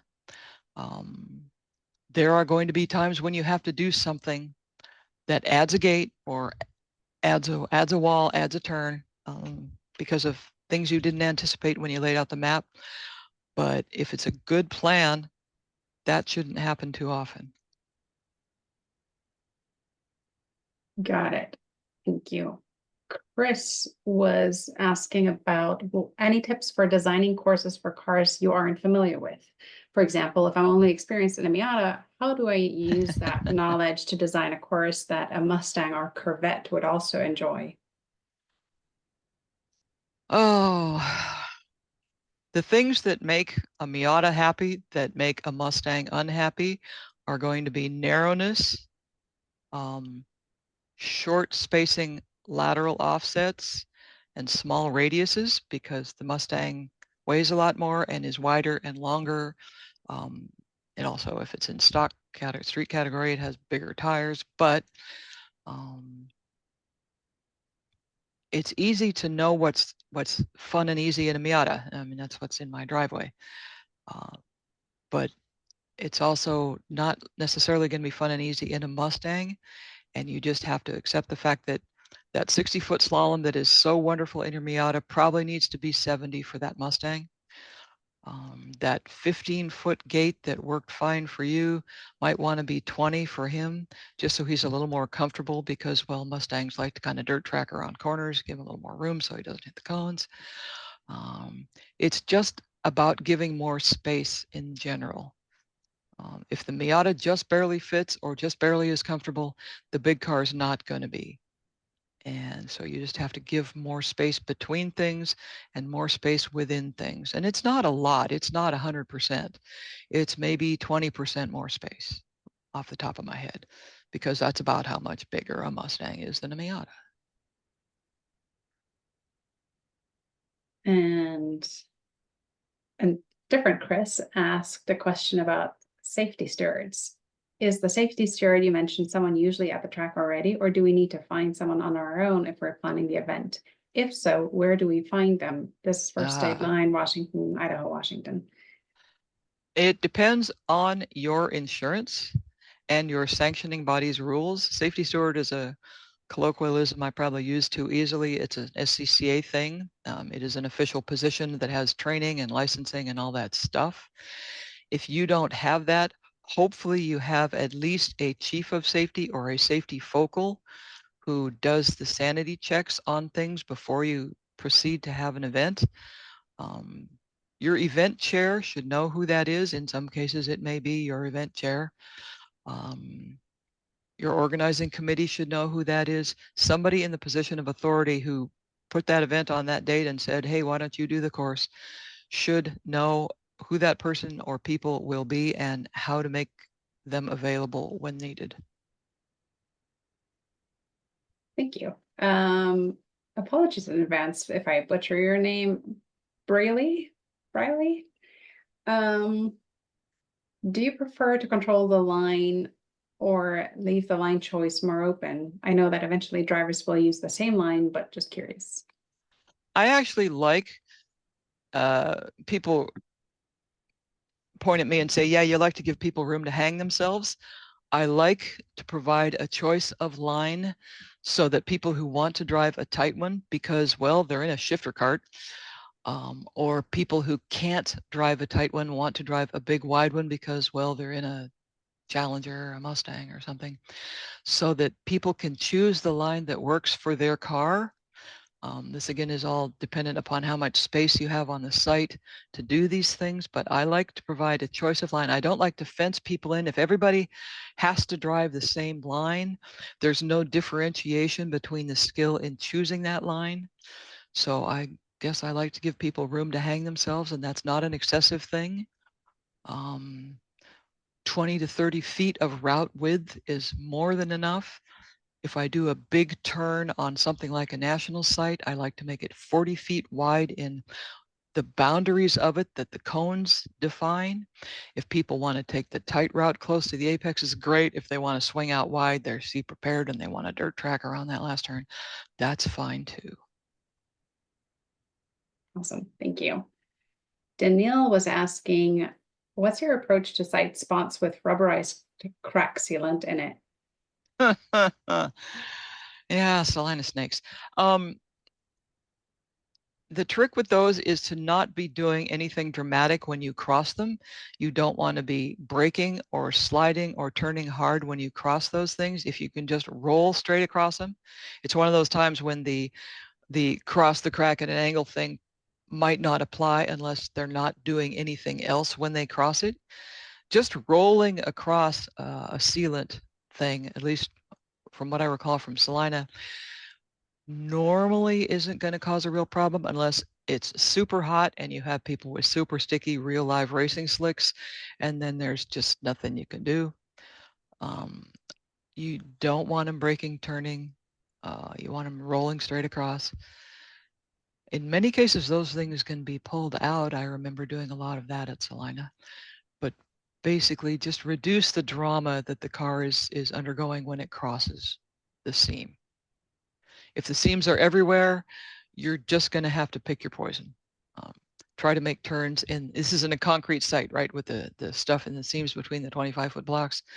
Just try to position your turns so that most of the serious turning isn't right on top of one of those seams, because that stuff will come up and it's a mess. Next up, we have Clay. You mentioned changing course mid-event for safety concerns. He has seen courses moved substantially due to blown up oil pans. Any other reasons to move or tweak them mid-event?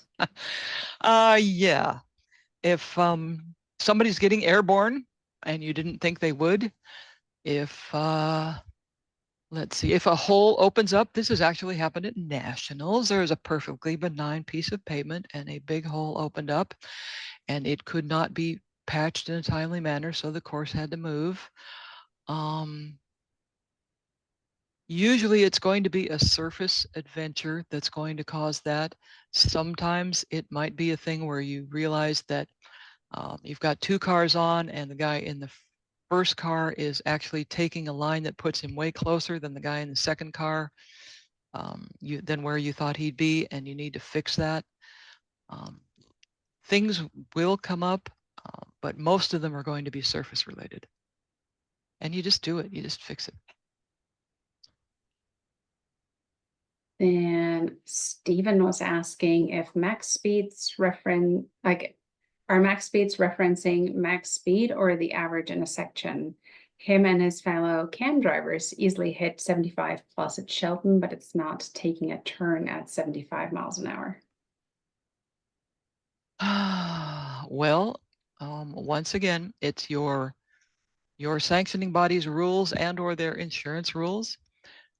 The wording is slightly different between SCCA and between the K&K event qualifications and possibly between other insurers. So you need to look at the specific wording you're dealing with. Sometimes it says, SCCA rules say the fastest stock and street prepared cars or the fastest street tire cars, which means pretty much all bets are off for a mod, which is fine because those guys get speed and corner like crazy. Other rule sets may not use that kind of language, so you need to look at your particular rules. If you're averaging 70, you're probably going too fast somewhere. But again, I can't answer that except for SCCA is fastest streetish cars, and the rest is going to depend on your particular sanctioning body. You then Dave has a follow-up question to the having a reversible start and finish. Is it common to run an event with 2 different configurations in one day? And do you add the best time from each configuration? It's probably not common. It depends. If you have a small turnout, you can certainly either use the course forwards and just change some things, or use the course backwards in the afternoon from what you had in the morning. I'm sure that's been done. I don't think I've ever worked an event that was that small in turnout. It's always been one day to the next. You can make a course very different without reversing it. It's actually just more work than if you planned it to be reversed. Reversals can happen very quickly if you planned it well. Basically move some pointers, maybe move a wall or two, maybe not even that, and move your start and finish line, off you go. I would say it's probably not common for that to happen from morning to afternoon or from one part of the day to the other, but it certainly is feasible if you plan for it. And another follow-up question right to that. Nick was asking, what is your approach to changing a finish to a start? Slalom, offset gates, question mark? Depends on how much room I have. Just because the place I've done that most often is Packwood. I'll say usually I build the finishes knowing that I'm going to need to put a wiggle or something in there to make them into a start that's not a pure ridiculous drag race.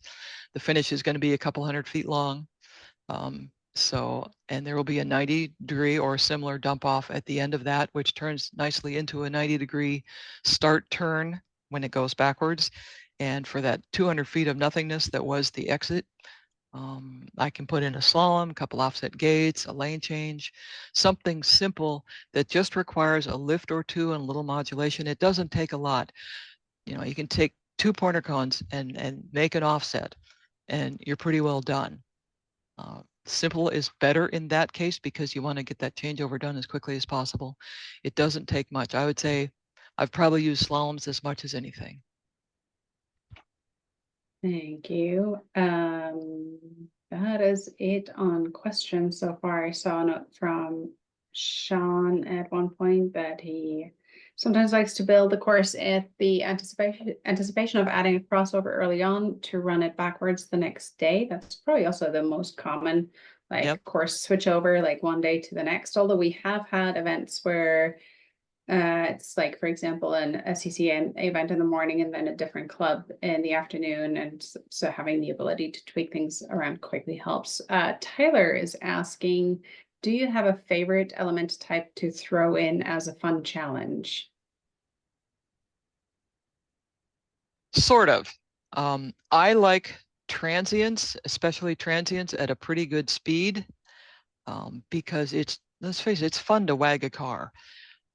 It's fun to wag a car at something in excess of 30 miles an hour.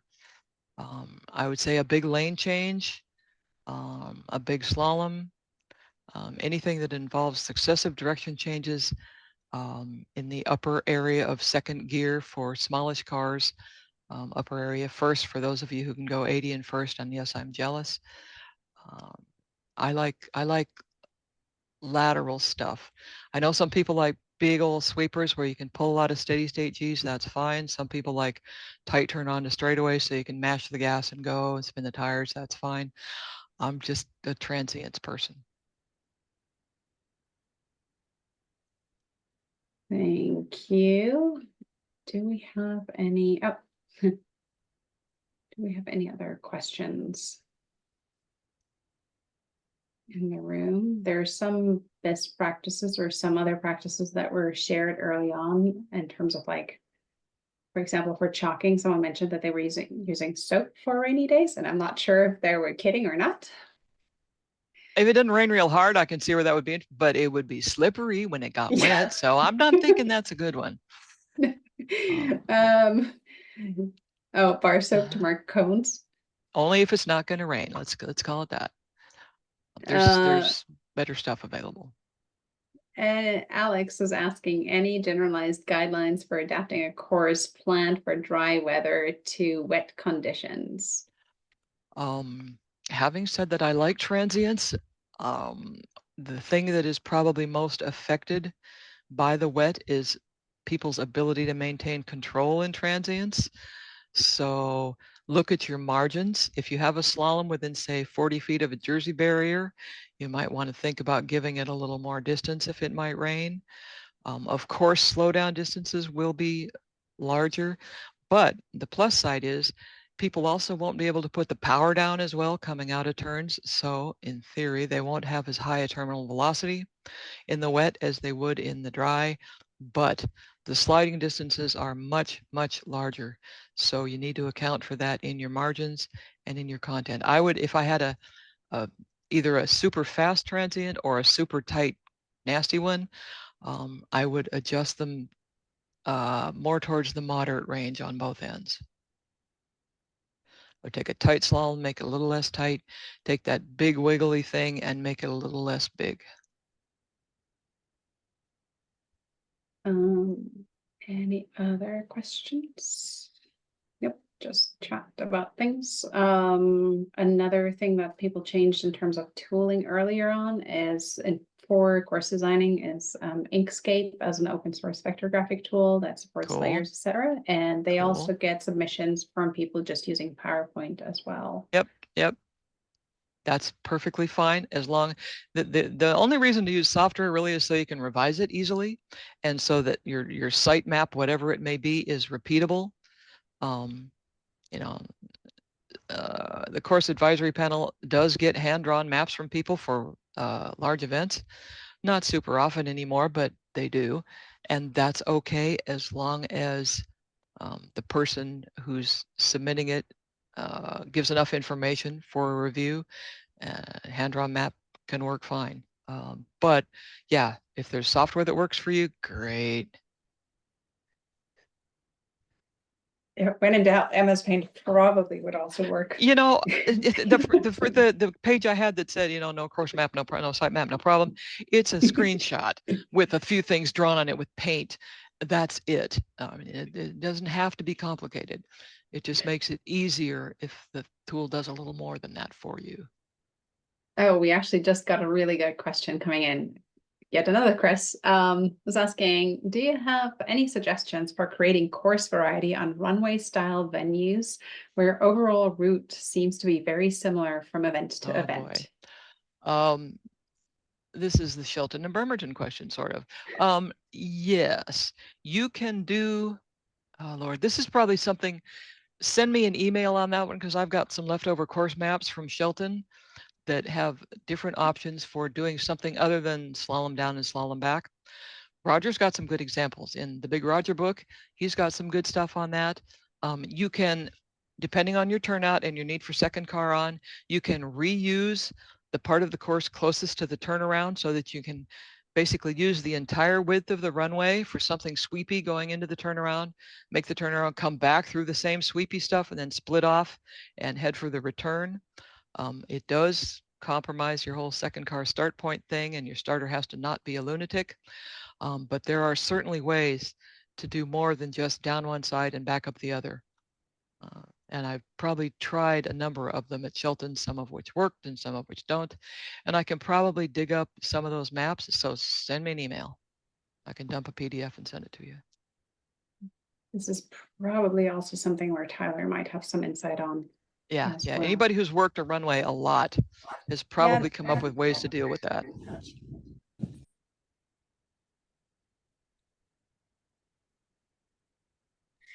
Yeah, we've been experimenting with some stuff at Bremerton, starting the course in different directions, running clockwise, counterclockwise, moving the start from our traditional grid area onto the main runway and running down and back. Like Karen said, we do run into challenges with 2 cars on course with that, but we've been working on getting more creative. But that's an excellent question, and maybe if we are able to do an advanced course design class, maybe this would be something to discuss in detail. Yeah, site specific for things that. would be a Is that good something you topic for maybe that. could do, Karen? Yeah, and if we decide we're able to do that later. Yeah, and I've got some examples of the down and back through the same stuff thing, and the important thing is to make it nice and wide so that people don't hit too many cones, because it's going to get complicated if they do. But yeah, it certainly can work. This may be a question that's more for other participants, unless you have a quick overview. Do any of the CAD software options let you see the perspective view? I've never been particularly desirous of that. Adobe Illustrator might, because Roger uses it, but I am not familiar with it, so you'd have to check. I would think that any good 3D CAD program, if you knew how to use it, should be able to do that if you can get it to understand cones. Now, my use of a CAD program is I need it to understand dots and squares, so I don't worry about that too much. But if you can get it to understand cones and give you perspective, I would think that might be an interesting exercise. I would bet Turbo, now that I think about it, I would bet Turbo could do that, but it would be a lot of work.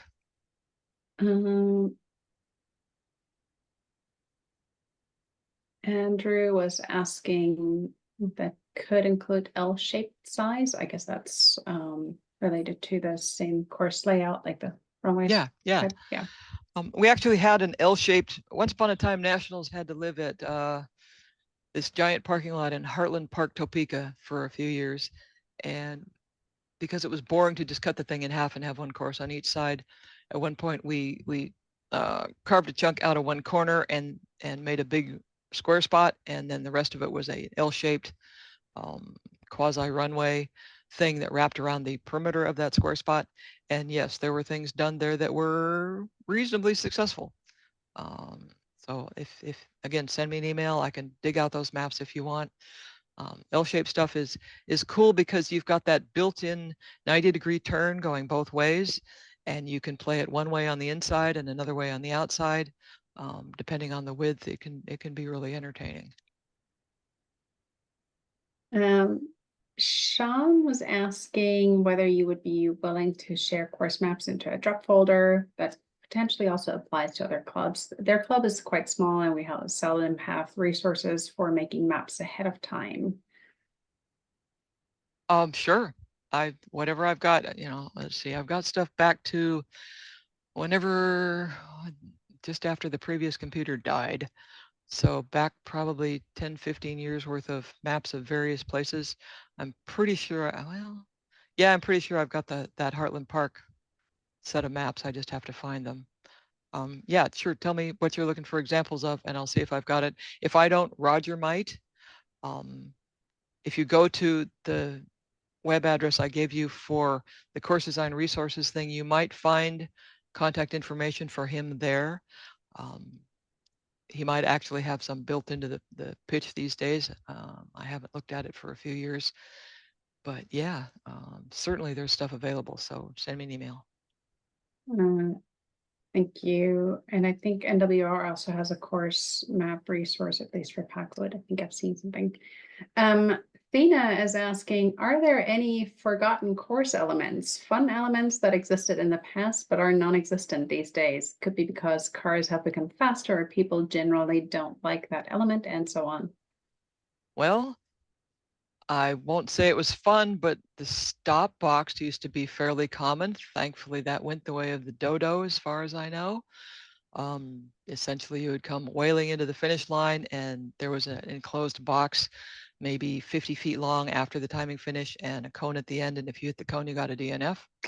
So you had to figure out where you're going to lock up your brakes as you come in, not if, but where. Not good. On the other side of things, Chicago box, not a lot of people still do those, at least not that I've, it's basically a 3-cone slalom with a bunch of embellishments, so it's really not a special thing. There used to be a thing that, what did they call that? They called it a Spitfire gate. If you have a gate and then a big cone, say 30, 40 feet later, smack in the middle of the width of that gate, and then another gate 30, 40 feet later, and it's all carefully sized so that everybody's going to have to dodge that middle cone as they go through the gates. That can be fairly entertaining, but I haven't seen it done for years. Of course, the degree of dodging depends almost entirely on the width of your car. So back when I had a car that was less than 5 feet wide, that was a swell thing. Yeah, and pivot cones. Oh Lord. If anybody's still doing pivot cones, I'm sorry. Pivot cones used to be a thing on runway sites. If you're using a really narrow runway or a taxiway, they probably still are. They were an art. When I was getting started, I had a 79 RX-7, and the handbrake turn was a thing back then. And pivot cones were, well, they were a thing. Don't see a lot of that nowadays. Any other questions? I think we're also a little bit over time, running out of time. and but well, Yep. I don't. Sorry about that. I talked too long. It's all right. I want to respect for your time as well, and I appreciate everybody's time and sharing all your insights with you. I loved everybody's questions, and yeah, I'm not kidding. Send me emails. Really, I might not get to them tomorrow, because I'm trying to get ready for a few things that are coming, but I will try to get to them. And if I can't answer a question or I can't give you an example, I will try to send you to somebody who can. Roger's not the only one with information out there. He's just got the most. But I urge you again, go there, look at that stuff, especially if you're new or if you are on the newer side and you want some specific examples of things that you can do. It's definitely worth a look because it's almost all pictures. Yeah, and we will be sending an email with the information, the links, as well as the PDF Yep. after this, once everything is uploaded. Same with the recording of this. Just checking, I did hit record at the beginning. That would, yeah, it's telling me it says, yes, you're being recorded. Yes. So good to check now. Yeah, really. Yes, and I will also make the Q&A. We will also make the Q&A available. So everybody who's signed up via MS Red, you'll get the email. And we will also post the information on the BSCC Facebook page. So keep an eye out. If you didn't, for whatever reason, get the MS Red email, there were 1 or 2 people who seemed to have problems with getting that. Just reach out to us, for example, via Facebook, and we'll figure out how to get the information to you. All right. Another thing, just before we go, if you have something you're thinking of doing, if you have a drawing and you want somebody to take a look at it, I love doing map reviews. I'm very nice. I'm probably the gentlest reviewer on the CAP course advisory panel. If you have anything graphical you want looked at, send it to me. I'll get to it. After about the 25th of August, I'll be gone for 2 weeks, but that's okay. I'll probably get to most of it before then. Thank you for that super kind and generous offer.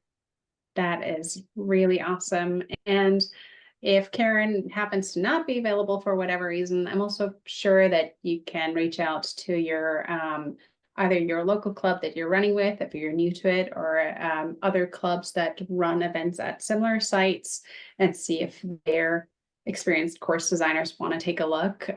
Usually I've found the community to be extremely helpful and generous with advice and support and help, which is one of the wonderful things about this community. Yeah, absolutely. You're not alone in this. You can do it, and you can do it with help from other people. You don't have to be a Lone Ranger. Lots of people will help you. Yes, absolutely. We're a big happy community over here. Of weird people driving around in parking lots. Of weird people Of that drive course we around are. cones in parking lots. Of course we are. And it's fantastic. So I want to plug Bremerton again, and again thank Christina and Karen both. I know we have people here from all over the country, and I want to thank everybody who attended. I think we peaked at about 150 people, which is pretty cool. And I had no idea this was gonna be this kind of a thing when when we cold called Karen. So but I'm really glad we did this. And like I said, Bremerton, we're really novice friendly, and we're welcoming to have people come out and help get their feet wet with course design and stuff. Though we do ask that, you know, if you're interested in doing that, you reach out to us either through Facebook or our contact form on our website if you're in the Bremerton area and you want to come help with course design, or if you just want to come and run with us. We're always looking for people to come do that too. So that's about all I have. Thank you again so much, Karen. This was really informative. Well, hopefully if a dozen people do this who weren't willing to do it before, and some of them have a good time, that's fine. That's great. That's wonderful. Hopefully it'll be more than that. Hopefully a lot more of you who haven't done this before will jump in, go for it, have a good experience. That's the whole idea. I'm gonna send you my next Bremerton course map. Tyler's Nice. gonna send you the next course map we design. Cool. Great. And on that note, I hope that everybody has a wonderful evening and a good night. Yep. And I hope to see you in part 2 early next year. Yep. Good night, everybody. Good night. All right.